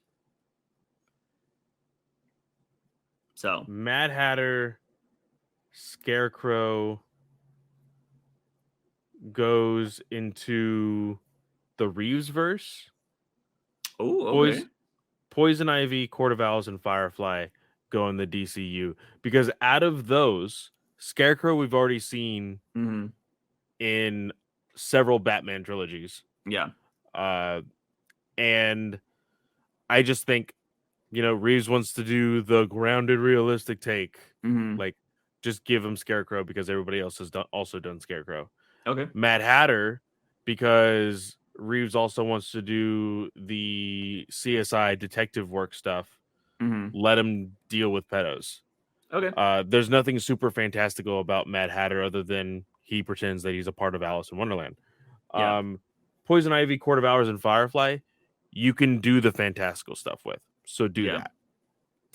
I think you could get away with Firefly in Reeves's verse, to be honest, because it's just technology, right? It's just like a boosted jetpack. Or maybe you don't even have the jetpack. Maybe he's just an arsonist and he just goes and burns a bunch of stuff in a fire suit, right? Yeah. I think Poison Ivy and Court of Owls, you have to put in the DCU, because obviously if you want a good Ivy using all her powers, that's going to be a lot of CGI, a lot of craziness. So I would want that. Also, are we getting the green version or not? And Court of Owls, they rise from the dead. So that definitely needs to be in the DCEU. But I wouldn't be surprised if Matt Reeves takes that and uses it for themselves and just ignores they were dead descendants of people kind of thing, So yeah. Anyways, that is all we got for questions this week, ladies and gentlemen. Remember, if you're listening to this podcast on YouTube, just go down to that comment section. First, hit that subscribe button and then leave your comment. So we appreciate all comments, or join the Discord and leave your Discord. If Clay drops I the knew question, you were going to freaking bring it up. I'm sorry. You said you were going to get on it last podcast, so somebody has to call you out on it, because nobody else did. No, so. I was like, oh man, I forgot to ask the question. It's probably too late. And then I literally get the notification, Juice calling me out on it. I was like, God damn it. It's because I saw you post multiple times in the Discord throughout the day. So I was like, he's just forgot. Like, I'm just going to do it. Because it was already 11. Because I said we recorded in 12 hours. So yeah, I was like, let me just do it. And I don't know how you do the freaking GIF inside the question, because when I do it, it puts the GIF at the bottom. So I use there's something on the iPhone. I think it's called like the app Mhm. is, it starts with a G. Hold on. Um GIF keyboard Yeah. as a plugin to your iPhone, and Mhm. it copies the GIF. I don't use the GIF from Discord. I use the GIF from the GIF keyboard, and it copy pastes so that way it's still a part of the message when I press send. Oh, yeah, I was like, "How the fuck is he doing this?" I was like, "Is he posting the thing first and then going back?" I was trying to figure it out. I was like, "Man, fuck this."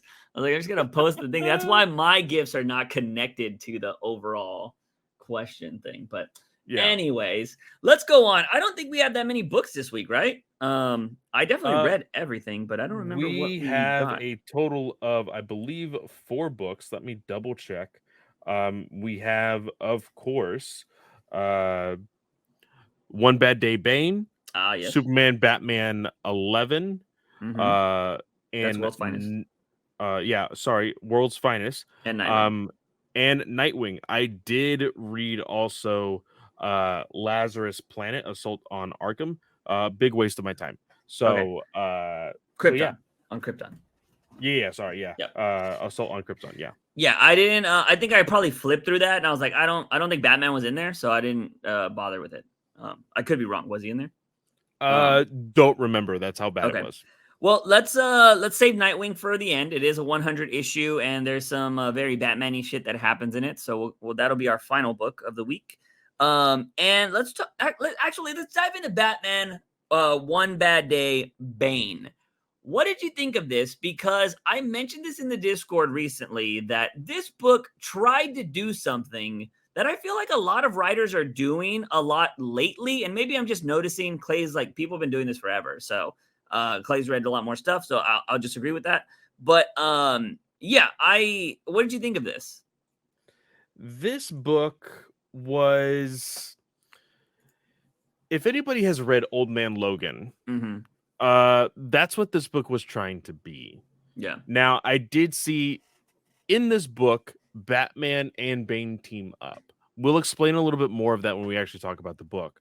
And more people were saying, rather than read this book, I would much rather read that team up.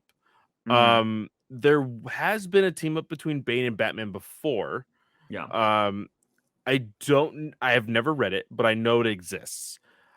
And I want to say there's a possibility that that's what this story was about that team up. I want to go back and see what that story was about, because it does involve the distribution and the creation of Venom. Mm-hmm. Uh, and this story, like, we have seen throughout all of the One Bad Days, that it is basically their uh not only their one bad day, but it kind of evolves the character. Yeah. This didn't push the needle on Bane for me. And Yeah. there was a lot of moments where Williamson, I feel like, just wanted to make Bane like the Batman character, Mm-hmm. because there's literally a line in here that Bane says, "Well, if Batman can do it, so can I." Yeah. Uh and I rolled my eyes and I was like, I'm done with this book. I Well, it's finished it, also yeah. There's but also oh, sorry, keep going. I was just gonna say, but it is like, small spoiler. We're gonna talk about it anyway. The ending of the book, you finally see Batman, and you kind of see where the book was, supposed to be leading off to. Mm-hmm. And I just feel like Williamson kind of missed the mark on what this book was supposed to be. Yeah. I feel like that kind of happened with Penguin too. You know, the Yeah, Penguin book was very similar. The one thing about this book was, yeah, Bane like honors Batman in with the wrestling where he has a Batman show up and like he recreates the breaking of the bat. But I think Batman ends up winning too, or is it always just he just breaks? And maybe it's just the breaking of the bat every time, and it's a celebration. I'm not no, too sure. he. So the way that they show it here is that he kind of had some PTSD, Mm-hmm. and he accidentally, like, literally broke this person's Ah, Batman. And the Batman that we see later, like immediately after that match, is mm-hmm. literally just a fan with the mask. Oh, okay. Then yeah, I just definitely read that wrong then. The one thing I will say that I absolutely hated in this book was there was a moment where there was like 50 panels on a page, and I was like, that was completely unnecessary.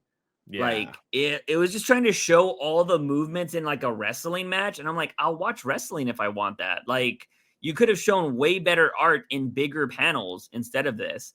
And like I hated that. But there's one thing that a lot of people that read this might not know, but there's a lot of references to previous books in this story. One of them being Batman Venom. And Batman Venom is when Bruce Wayne got hooked on Venom as like a younger Batman to try to get through like, he was getting tired, he was getting weak, and he started using Venom to do this. The way Batman got over this was he locked himself, I think, in the Bat Cave, or he locked himself in a room for like X amount of weeks or months until the venom was completely out of his system. He comes out of the room with a beard and everything like that. And that's how he got rid of Venom. He basically did a crazy detox. And so Bane is also talking about how the Venom took over him, right? We learned that in Tom King's run, which is also referenced in this book. We know Williamson is a friend of Tom King's. So he referenced this book. Again, for anybody that thinks King's Run is not in continuity, it just got referenced in these books that are continuity. It's continuity. So there's that. And yeah, this is just like a big, I like that they went to like Mexico and stuff. Like I love when these characters get out of their cities. I always think that's cool. Like it looks Yeah. awesome because I would love to see Batman in other parts of the world, right? Like in, freaking France or in Europe or like whatever. Granted, if you want to read that, you can read Europa. But which actually has Bane and Joker in it. I don't think that's a story they were referencing though, because he teams up with Joker in Europa. Yeah. So but yeah, like I'm just very, I don't know. I like that aspect of the book, but I totally agree with you, Clay. I don't think that this moved the needle with Bane, and I think Williamson was definitely trying to make something right. As I pointed out, I felt like Williamson was trying to connect to older stories to kind of make his story better. And I think it's very rare for people to do that, right? Like my biggest complaint about Jeff Johns, who a writer I often praise, was at the end of Three Jokers, right? When he tried to connect it to Killing Joke. Now, I've recently went back and read that, and he's done it better than anybody else I've seen, because like he went back and like it's panel for panel, like when he connects them, and I was like, God damn, that's actually really good. It's the same words, and he's like fleshed out the story a little bit more. I'm still not a fan of it, but I was like, damn, he actually did it a good job. And I feel like a lot of people, like, I don't know, how do you view other writers when they think about like writers that are very successful? Do you think they try to emulate them, or they're like, oh, if Johns did it, I'm going to try to do it, you know? Uh, I don't know how you view that, because like I will, like I've read a lot of Jeff Johns scripts and I'll be like, okay, this is how Johns writes. I was all, but Johns does like a lot of description sometimes, and I'm not a big fan of that. I've went to like King's writing style, where it's a small description of the panel and then the dialogue, because he lets the artist kind of do their work, and I'm like, I'd rather let an artist kind of be an artist, you know. Um, and so that I take things from their styles, but I don't necessarily know if I would attempt to do some of the shit they've done, you know? I think that there is some things that you can definitely see in writers in the sense of, like you said, oh, since they did it, I aspire to be like them, so I'm Yeah, going to do it too. Um, the only problem with that is you're always going to carry a little bit of yourself within somebody else's work for if you're sure. going to try to emulate it. Otherwise, it's just plagiarism, you know. Yeah, And sometimes it just doesn't work. yeah, Um, I think that is why certain writers definitely pick their niche and stick with it. You know, Tom King, he yeah, has a particular set of things that he likes to do on his books that he doesn't really veer away from. And with this, I just think that, like, okay, you have these crazy amount of really good Bane stories. Like do you then like, because like you said, okay, take the little bit from Batman Venom. Yeah. That is a great way to implement. Okay, Venom is not only bad for Bane and Mhm. what it's doing to his body, but remember this time when one of our greatest heroes was stuck on it, you know? Yeah. Uh, I just think that it works in some aspects and it doesn't in others. Yeah. And this one, it worked to a point, but again, I feel like Williamson just got lost in the mess that he kind of wrote himself into. Yeah. The problem here, which is Williamson's big failure, is he was referencing stories, but he referenced them in dialogue. We've seen Johns and King do this, and I'm pretty sure other writers have done it before as well. But if you reference an old book, have that like a panel from that old book redrawn with the new artist, right? And be like, this is what I'm referencing. You use the same dialogues, you do all that kind of stuff. I've never actually looked into this, but I assume the original writer and maybe even artist get credited. Do they get credited on the book? I'm curious if that's how that works. Um, Because it's their dialogue. Like, I wonder if Alan Moore got referenced in Killing Joke, or I if DC's just like, we own everything, so fuck it. I don't believe Yeah, they'll reference the title, they won't reference the writer. the writer and everything else. Mm, Yeah. Yeah. womp womp. But anyways, I think this book would have been better if we did have some of those flashbacks. And there was really no excuse not to, because this book is what, like 60 pages? Yeah. And I feel like there's a lot of stuff you could have probably cut out of here that didn't necessarily need to be in there. And this is also, I think, a setup for Bane to basically be Batman. Because at the end, he's moving away and he's got like a disciple, right? So he's got like his own Robin. And I kind of hate when they always try to make like a Batman clone. Like, you don't need to be a Batman clone. Not everybody needs a disciple, you know? Like some Yeah. characters can stand on their own. I think Bane is one of them. But the one thing I have to say, Clay, is if this is continuity, when did Bane come back to life? Uh Because he was dead. He's a zombie in Task Force Z. he's a zombie in Task Force Z, but he also showed up in Joker. Uh, I'm ready. The Wait, the which one? the Jim Gordon story. Did he? Was that I'm actually him in the we gave up on it. Yeah, but I'm pretty sure it was him. Okay. Yeah, So so I don't I I don't didn't know know he came exact. alive. I don't think that the Task Force Z Bane was actually Bane. Like I think it was like Uh, some sort of like weird husk clone thing. but wasn't there a story that when Arkham exploded or whatever, Bane was one of the people that died? So No, like that's what I mean though. Like he, so it's just a fake. yeah, it was like Okay. basically a fake death. Huh. Okay. I mean, reading those books would definitely clear that up for me, but they were bad. It's like hard Yeah. to read bad books. In my opinion, maybe you guys have read it. Okay, to be honest, if you guys are in the comment sections and if you've read that whole story arc and you know what happened to Bane, let us know, please. I have no problem being corrected. So I would love to know that information if you know it. Don't feel obligated to go read all those books just to tell us, though. Overall, the story was okay. Like, but again, it, as you said, it didn't move the needle, and I don't think it did much for Bane. They just tried to make him Batman at the end, and I don't like that. Like, let Batman be Batman, let Bane be Bane. Um, Also, how do you feel about?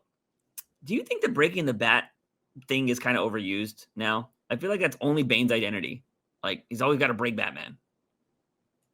I think that people need to move away from it. Yeah, Because uh it loses its significance yeah. to me. Um because again, in the book, we see that the original creator of Venom is not dead. Mm-hmm. And he's actually the main villain of the story. Yeah, And he breaks Bane's back. yeah, And then you just don't see Bane for like 2 or 3 pages. And then all of a sudden, Bane comes out of nowhere And the guy's like, how did you do this? And Bane's like, oh, well, if Batman can do it, so can I. It loses the Yeah. significance of breaking the back, you Which know? that was stolen from King's Run, and I will say that was kind of one of the things King did that did make me roll my eyes, because breaking your back is a pretty serious injury. We just saw it happen at TwitchCon with porn star Adriana Chechek, and Oh she yeah. couldn't move. Like, granted, we're suspending disbelief, but that is one of the things King has done that I kind of rolled my eyes at. I was like, all right, he just popped his back into place. It's not a shoulder. Kind of ridiculous, but that's what he was referencing in the book. So, because Bane actually broke Batman's back again in that like arc of Batman. So, anyways, let's move on to World's Finest number 11. Now, Clay, you're gonna have to let me know here. You're the Superman guy. There's apparently a lot of Superman references in this today, especially with the way it ends, if I'm not mistaken. So, I'm also reading stuff about Kingdom Come in this. So, are we building to that?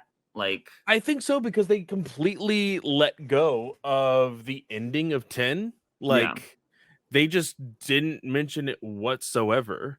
yeah, Um, I mean, they did leave another cliffhanger, they being Mark Waid, left a clean cliffhanger of 11 that would kind of allude to where 10 was at the very end. mm-hmm, But again, non-linear storytelling, I hate when it happens. They yeah, should have left that cliffhanger, or that reveal of 10.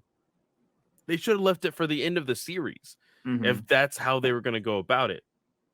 But this, again, the non-linear storytelling of I keep forgetting this kid's name. They yeah. I call don't care him, enough. like, Like, I want to care about him. Uh David yeah, is his actual name, but I can't remember his superhero name that he calls himself. I Um have no idea. but also, if people want to know, the suit that David is wearing is actually a reference to an old World's Finest comic where that was Superman's outfit. Oh, So there's that.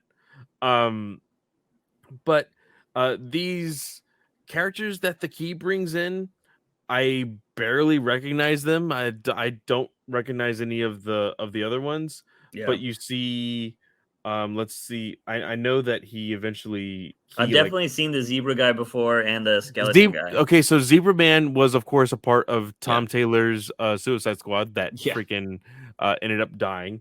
But we have Bag of Bones, Acid Master, Dr. Phoenix, and the I don't know who Abominable. the Deadpool guy is.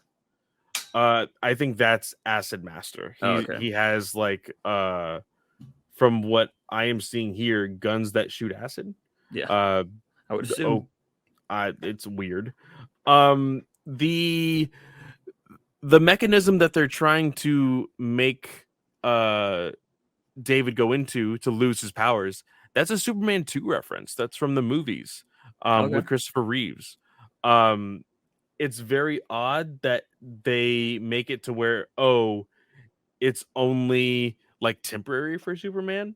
because he's like, oh, like, it made it to where I can't absorb sunlight for so long, but it'll wear off soon. I'm like, I feel like that's a little bit of a cop out, considering like it would have completely gotten rid of David's powers, but not Superman's Yeah. powers, you know? And again, it may just be like the human biology compared to the Kryptonian biology, you know? Hmm. Uh, but either way, this was just like a wild fight from one cover to the other. From one front cover to back cover, it's just one giant fight. Batman randomly comes in to save the day. Yeah. Uh, like, Superman yells no, and Batman's like, no is right, and he kicks Key right in the face. I'm like, Yeah. I don't love that dialogue.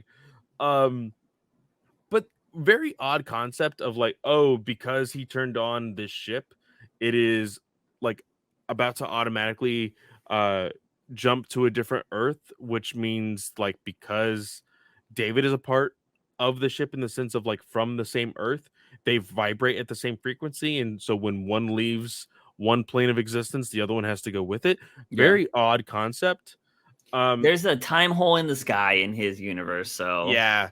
So it, and I don't necessarily love the dialogue where like Robin is like, "Oh, we'll see him again," and Superman's like, "Well, how do you know?" He's like, "Oh, because Superman never lies." yeah, Like, oh, it's just like, the again, opposite of the Doctor. the the the way that I said it last week, Mark Waid is just like a better writing Bendis. Mm-hmm. It's so true. Like, he still finds himself in these like really bad corners of writing where you're Mm-hmm. just like, I don't like this whatsoever, but everything else is still good enough for me to be okay with reading it, you know? Yeah, And Bendis, he was all out just bad, unfortunately. Because a lot of people were expecting at least some good things. A lot of the Marvel people were like, "Oh, good riddance. See you later." yeah, Like, you guys, have a lot going for you now. Um, but I hope that this can get a little better. Um, in that sense of writing, because again, a lot of it is good. There's just some things that could make the book perfect, but then you have that one or two pieces of dialogue that's just like Batman. He had barely anything to do in this book, yeah. and his opening line is "No is right." He Like, was Batman in this book was Snyder's version of Batman in BVS, where he just shot the thing at the end. He's just like, yeah, ah, there you go, when he was fighting Doomsday. Because he couldn't do anything else. Get fucking clobbered. I will say, though, the one thing that I think is really cool, and I have preached this before, is although I might not be like super excited about this book, I knew nothing about this character that was at the end of book number 10. What was his name? The gold guy? Um, I forget his name. But like obviously, I guess we're seeing his mentor at the end of this book, and we're gonna see how he becomes that guy that Wade created. I yeah, think that's cool because again, if you were to jump on to Batman's World Finest, you're learning about a character that has been in DC before, and I think it's always refreshing to let people know about these characters. It's one of the reasons why I like King so much. And I think it's always good when people do that. Like right now, Johns is doing that in Justice League or Justice Society, right? We're getting introduced to a bunch of characters people might not know about, and they're making them interesting for today with all these new stories. And I think that's a positive thing. So, as much as I might not be liking Wade right now, I like that he is bringing in a bunch of characters. I just wish I cared about some of them. You know what I mean? yeah. That's the biggest thing. But I still like seeing new characters. I'm curious about it. So, I will give him that positive. But for the most part, is this going to continue? Like, oh, it's like the next one's like Robin Supergirl date or something like that, right? Yeah, it is going to continue because I am looking at books that are coming out in March right now, and there is still an issue for Superman Okay. and Batman. Yeah. Yeah. Yeah, because we don't know what happened between between Supergirl and Robin because they were awkward in this series. So, like, maybe they had a bad date or something is what we could assume. I don't know if they hooked up or what, because we know Dick Grayson is a player. So we'll see what happens. But let's move on. Speaking of Dick Grayson, let's move on to Nightwing because this book has been getting talked about a lot. Now, granted, I've been seeing positive stuff. Is there a lot of negative stuff? I would assume it's Tom Taylor. What have you been seeing about this book? I've seen a lot of positive for it. I will say this, one of my negatives is I almost despise the inconsistency in art with this book. Yeah. Um Can I tell you my word? The panels I hate the most. the end You didn't like or no? No, the Batman part? well, that's what I was assuming No, the no, hot take from Juice this week was going to be. no. I hated the like. It was like 5 different full page spreads of him Of him diving. jumping. Fucking hated that because you could have had one really good page spread of all the costumes changing in a flip. That's immediately what I thought of. Yes. Is what it should have been a double page splash Yeah. of him doing a somersault from one building to the street, and Mhm. it being each different costume Yes. with every pose that he's flipping. Yeah. That's what I would have done. I feel like Tom Taylor wanted to do what King did in Batman 50, where he had all those artists. But I see, got that again, vibe. I don't know if this is something that he chose to do or if Fair. editorial Fair. made him do, Yeah. That makes you sense. know? So Hated I it can't either way. necessarily say, "Oh, Tom King, you're an idiot." I mean, Tom Taylor, you're an idiot for this. Yeah. It might just be editorial. Could be. Because with it being a 100th issue, it needs to be a certain amount of pages, and so they're saying, "Hey, you can't do that all in 2 pages. We need to fit an extra 5 pages in here." You Yeah. know? Yeah.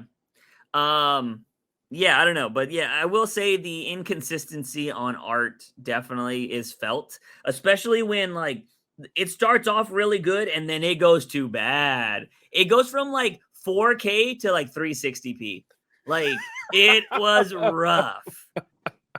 And because here's the thing too is we start like it starts off like I don't know who the normal artist is. Is it Janin, the normal artist? No, Uh Janin is not okay. the normal artist is still says on the actual first cover, I believe. Bruno Redondo. Redondo, yes. Redondo, yeah. Redondo is the first artist, yeah. So first few pages is his art, and then it goes to somebody else's art that just looks not good. Like It looks very 90s. yes, but here's the thing: they don't draw Heartless with a black face. Like Heartless has a mask, and I think it. I assume he's wearing a black mesh like Yes. thing over. And in They don't draw here, him they that. actually just have just the half mask. Yeah, And so that irritated me a bit because I was like, there's something inconsistent about this that I can't really catch. yeah. And now that you said it, I was Mhm. like, oh shit, that is it. I was like, why does Heartless look so stupid?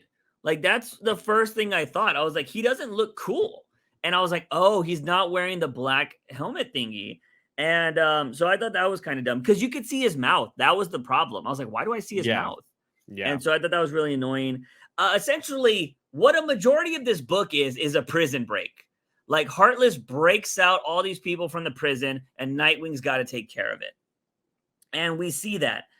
We do have some panels of Janin doing the great flying Grayson stuff. And then that's when we get the panels of them flipping and all of these different. Here's the thing, too, that really annoyed me about the art is it's not even a consistent flip. Like it's just pages of art. Like I thought I finished the story and I was looking at covers again when this was happening. And I was just like, what? Because there's not even dialogue on them. And I was just like, what is this? And then I was like, oh, it's supposed to be Nightwing flipping, although it's not even a consistent flip at all. Like the buildings change and everything. Yeah, it looks so bad. And I'm just like, dude, why?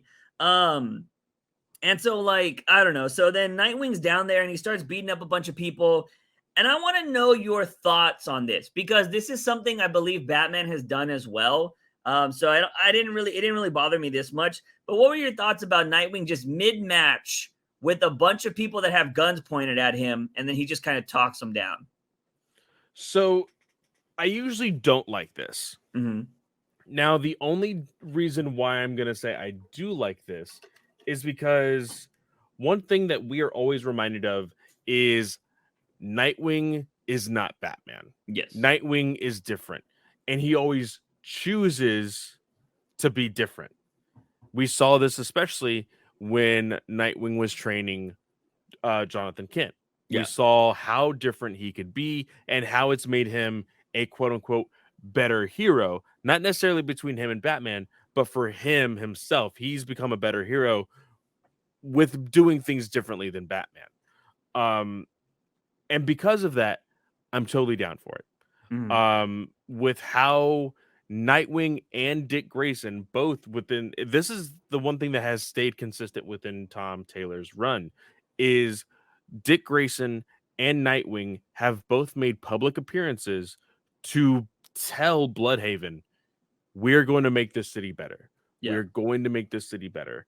And so this is still that Nightwing talking to these prisoners saying, hey, like, I know that a lot of these corrupt people put you in there either because you were gonna talk, you were gonna squeal, you're a nuisance to society, blah blah. Like, I know you're not the murderers and the mass chaos inducers that Heartless wants you to be tonight. Like, I'm okay with that. Now, what I'm more interested in is what he decides to do with the prison at the end of this book. Yeah. And is it actually going to be a big part of the story? Or is it going to be like Grayson's sister and kind of just lingering in the background? How many issues of Tom Taylor have we been reading and we still don't fucking know about his sister? 22 issues. Yeah. About it. No, it's monthly. So it's been 2 78. years. Yeah. Almost 2 years. Yeah. And we don't know anything about his fucking sister.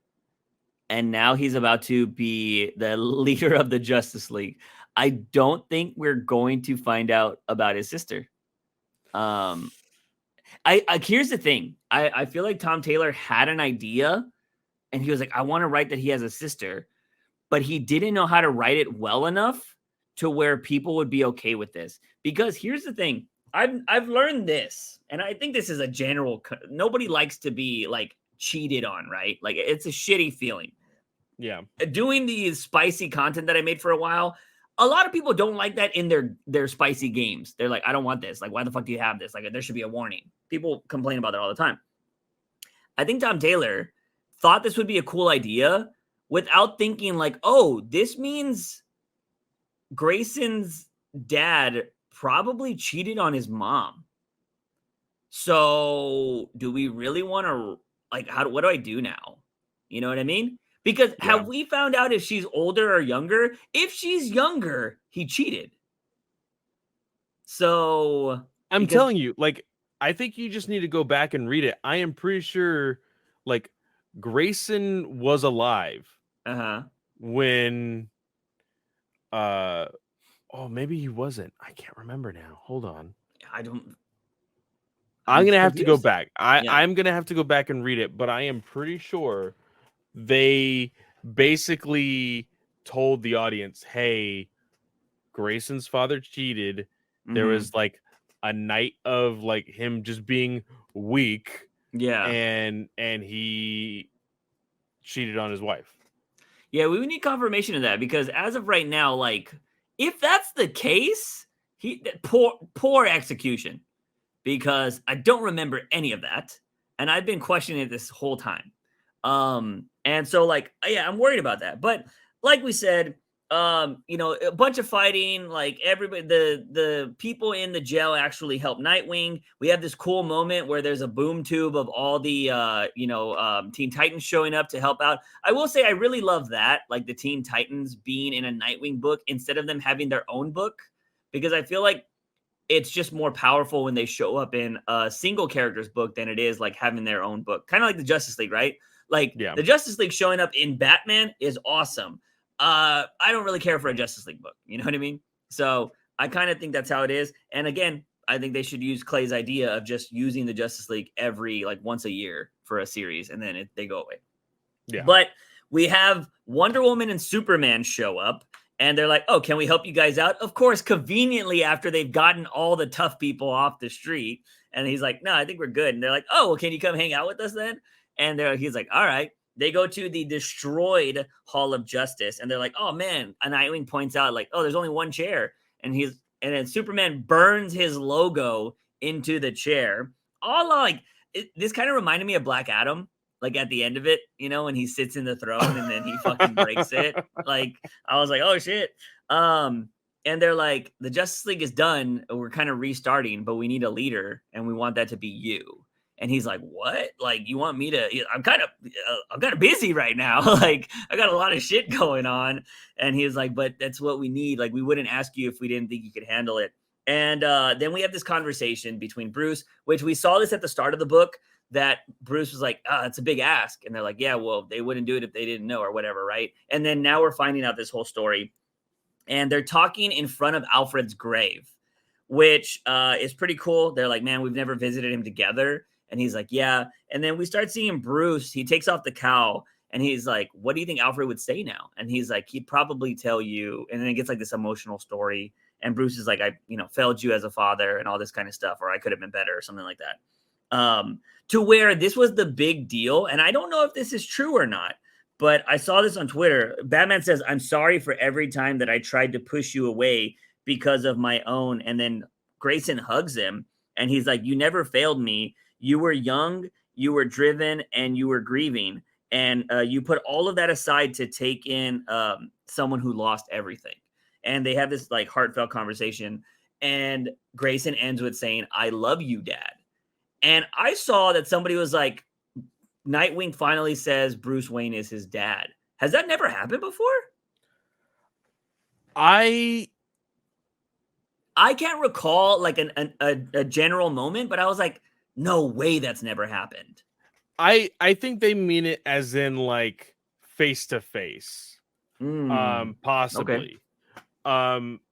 But I genuinely think Nightwing Dick Grayson would like be okay with calling him dad in a casual sense. But I think this has such like emotional weight to it that like it was very appropriate to say it in that moment. For sure. But yeah, like I don't see it as a bad thing whatsoever. I think the moment definitely called for it. And it just made the moment that much more emotional. But yeah, I never really considered like that. Like I just saw it as a headline, and I was just like, no way. And people were like, this is what a lot of people were kind of talking about on Twitter, like, oh my god, like this is such a good moment, blah blah blah blah. Which I think Taylor has knocked out a lot of those moments. Like, there's been a lot of good moments for Nightwing like this, and I think it's what I've enjoyed a lot about this run, minus some of the problems I've had with the story. But overall, like, I can't believe it's been 2 years and we still haven't finished this Heartless storyline. Like, damn, talk about long-term storytelling, but Jesus. But so tell me about the ending. So you're not a fan of this, which we do see his sister there. Still nothing there. But no, yeah, I didn't say I wasn't a fan of this. I thought you would not be a fan of this. I mean, I'm not like woo, but it is what it is. I mean, it seems something Nightwing would do. Like I said, I'm curious to see what comes of it more so than the actual idea of it.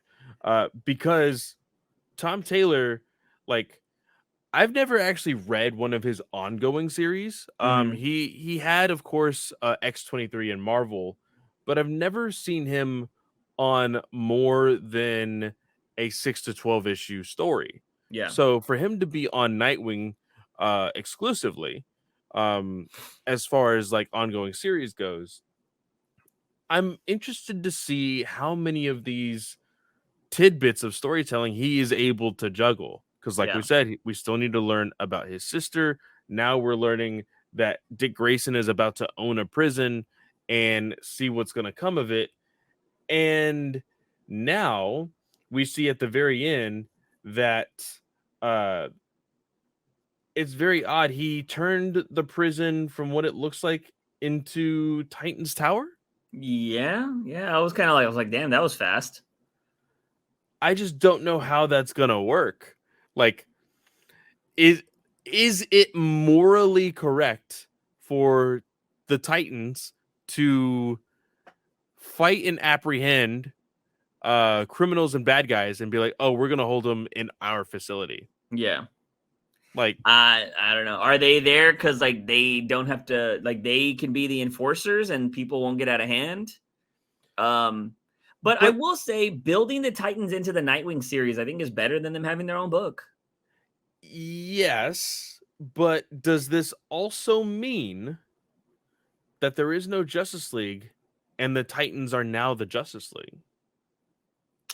Which is what they were always supposed to be, you know? Yes, the Titans were always supposed to be like trained to become the new Justice League. But how do you feel about that? There's no Super.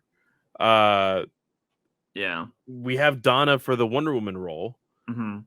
But like, and I think this might be a little bit better because these individuals literally grew up together. Yeah. From children to adulthood. They, I think, have more of a rapport between each other than the regular Justice League does. Yeah. So in that way, I think they might be a little bit of a better team, Yeah. but it's going to be very odd to not have a Justice League unless DC has smartened up and is actually taking my idea, which bravo to them if they are, and they make Justice League a more like summer blockbuster type of title and only do it sporadically throughout like the next couple of years. Because if I'm not, oh my god, my voice. If I'm not mistaken, the New Dawn titles don't have a Justice League title, right? Like, I'm pretty sure. So that means that book's ending if it hasn't ended already. And then this book ends with the next chapter being called The New Dawn. So I haven't heard. Was there even a night book? I mean, I'm really confused by the New Dawn stuff. Those are all just new extra books, right? Like nothing else is stopping. Like everything is currently on right now is continuing, right? Yeah. So I guess Justice League would continue, but I don't know. When I hear the idea of New Dawn, I feel like, oh, that's like a rebirth, you know, like we're starting over. But it feels like they're just adding books instead of doing something new. So I'm looking at the dawn of DC starting in January. We see the whole Superman stuff. We see the Doom Patrol stuff. We see the Brave and the Bold being announced. But there's not necessarily anything about the normal slate. And like I said, I was looking at stuff to pre-order in March to kind of see what we could look forward to. So let me just look to see if Justice League is on here. yeah, I think it's how Brave and the Bold comes out in May or June, I think. So we saw Tom King tweeted today that he's working on The Help right now. So Yeah. he's probably doing that for Brave and the Bold, I would assume, unless he's writing something else as well. Yeah, and as I'm looking at it right now on this particular website, there's nothing to pre-order when it comes to Justice League titles. Yeah. That's very weird. Interesting. Either way, wasn't a fan of some of the art in this book, but it was a solid story. I like the incorporation of Batman into this, and kind of like them taking Nightwing as being the leader. I wish Batgirl was there though. I said that they should always be the head of the Justice League, both of them together, not just one. But maybe she will join. She hasn't been doing shit besides sitting at the computer. And I kind of think it's weird when she is a body that can be used when a city is like totally being destroyed. So I still think it's kind of weird. I mean, I feel like you can get anybody to kind of do what she does. Like, but apparently they love her in that role, which I think is still really odd. Anyways, that is it for this week's podcast, ladies and gentlemen. Clay, what do you got going on this week? This week, of course, on Star Wars Alliance, we are reviewing the Bad Batch. Episode 4 just came out this week, so go check that out.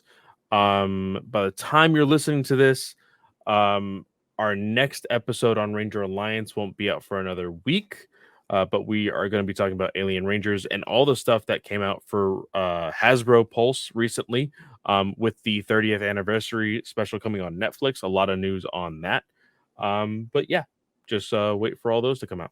I saw a tweet of somebody who was like, and I guess this is how I feel when I see people talking about Batman that know nothing about Batman. But the tweet was like, I love that casual fans don't remember or don't know that Kimberly gave up her powers. And I was like, I didn't fucking know she gave up her powers. Yeah. I was like, well, who is this bitch? I was like, well, they like also, this chick. Amy Jo Johnson, the original actress, went out and said, and this is very much true. I've talked to many of these actors about going back to the series because they do cameo shows every once in a while, or cameo episodes every once in a while.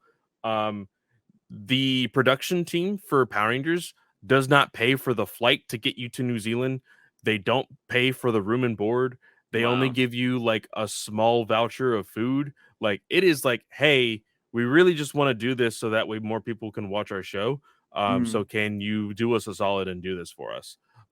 So it's like, it's not like writing a contract for Henry Cavill to show up for Yeah. Superman. It is very bare minimum. And so Amy Jo Johnson made it very clear. She's like, I didn't flat out say no. I just said no to the amount that they were willing to pay me for it. Yeah. She did say things were in store, but I think that's mostly more so for her like new career as like a director and stuff. Yeah. Not necessarily Power Rangers centric, but either way, I'm excited to see this 30th anniversary special. Was this filmed recently? Because I assume Tommy's not a part of it. No, Jason David Frank said a long time ago that he was not going to show up on this just because he wanted to get away from Power Rangers, which we always thought was a little funny because like his personal project was literally just a Power Rangers ripoff. It's called Legends of the White Dragon. And it is actually still being made. The editors and producers and all of that said that he filmed everything and they're just editing it now. It should be coming out sometime this year. But there is a stunt double and or a stand-in for a Green Ranger in the 30th anniversary special. So that's going to be a little awkward how they play along with that, but we'll see. Yeah. Crazy stuff, crazy stuff. If you guys want to find me, I have been streaming lately. The next stream will be on Friday. If you're listening to this, that would be Friday the 20th at 7 p.m. on Twitch, 7 p.m. Central Standard Time on Twitch or my YouTube Shorts channel. Like I said, I've been planning and scheduling a lot of stuff lately, so things are in the works, but just not quite there yet. But anyways, ladies and gentlemen, as always, he is Fanboy Clay. I am Juice Wayne, and remember, Batman is awesome. News Weekly.